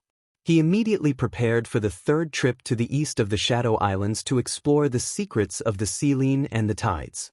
In addition to preparing a ship and recruiting excellent explorers, the most important step was to find a witch who could observe the ebb of the tide from the bottom of the sea. That witch was Marjorie's childhood friend, Sunflower. "Can we really find her?" Molly stood on the head of the magic servant and looked into the distance. "I can't see anything." "She'll only show up when she can't see anything," Marjorie said in a low voice. "Sunflower won't just sit back and watch a ship in danger. Has she turned into a fish?" "The last time I saw her, only her legs were in the shape of a fish, but that was more than 10 years ago." Marjorie shook her head. "I don't know what she looks like now.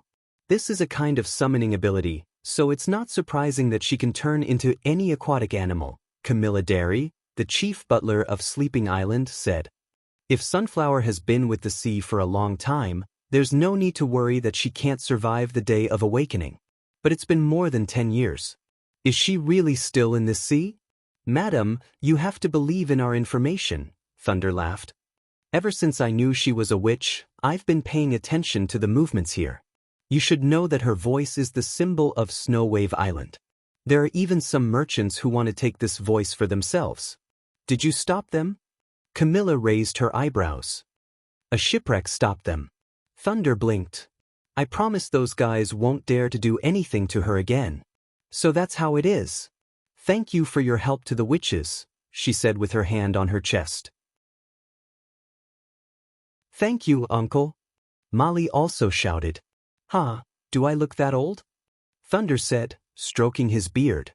"It's not that long." Margaret, who was standing at the side, shook her head. This guy was still so easy to win the hearts of women. No matter which island in the fjords, he was always the most eye-catching existence. Marjorie shook her head. This guy is still so easy to please. No matter which island in the fjords, he's always the most eye-catching. Unfortunately, ever since he had lightning, he never thought of marrying another woman. "Boss, I think I hear singing." Someone at the stern suddenly shouted. "It's in the northwest." "Quiet, everyone quiet." Thunder and the witches rushed to the stern of the sailboat, followed by Marjorie. As everyone held their breath and listened, the ethereal singing gradually became clearer. It was not coming from all directions, but was firmly pointing in one direction. It was like a light penetrating the thick fog, guiding the chase to a safe course. "Take in the sails and drop the anchor," Thunder ordered. "Put down the landing shuttle." After awakening as a witch, Sunflower knew that she could not be caught, so she almost never showed up. Ships in distress could only hear her singing, and few people had seen her. Therefore, Thunder planned to let the chase stay in place and continue to attract Sunflower's singing. He, Marjorie, and the witches would take a small boat to find her. The magic servant dove into the water and quietly moved forward with the landing shuttle. They did not even need to paddle. After sailing for about 7 minutes in the thick fog, Marjorie suddenly saw a green figure. "Sunflower!" She could not help but shout. The singing stopped abruptly. A woman was floating on the water, looking at the people on the boat in surprise. She seemed to be at a loss for a moment. Her hair hung down like fluffy seaweed, revealing only half of her face and her round eyes. Her skin was so pale that there was no trace of blood, and there were scaly markings on her cheeks and neck. "It's me, Marjorie. Do you still remember me?" Yeah. She made intermittent sounds and slowly backed away. "It's useless. She can't talk anymore," Thunder said decisively. I'll leave the communication to you, Ms. Camilla. Camilla nodded and put her hand on Marjorie's shoulder. Suddenly, Sunflower's voice sounded in her mind. Did you bring them to catch me? No, I came to you too. She can hear you, interrupted Camilla. It's more sincere to speak from the heart. Marjorie swallowed her saliva, calmed herself down, and thought over what she wanted to say. You saved my life once, Sunflower. Do you remember? I came here to ask for your help. After a while, she heard the other party's reply again. I remember you, Marjorie. We used to hang out a lot. This was the ability of a witch. It's really amazing. Marjorie thought excitedly. Fortunately, Thunder had foreseen this before they set off and invited Camilla Derry from Sleeping Spell, who could directly communicate with people. Camilla Derry? Who is she? Oh no, she had forgotten that her thoughts could be directly heard by Roland. Marjorie hurriedly collected her thoughts and said, Camilla Derry is the one who can let us hear our thoughts.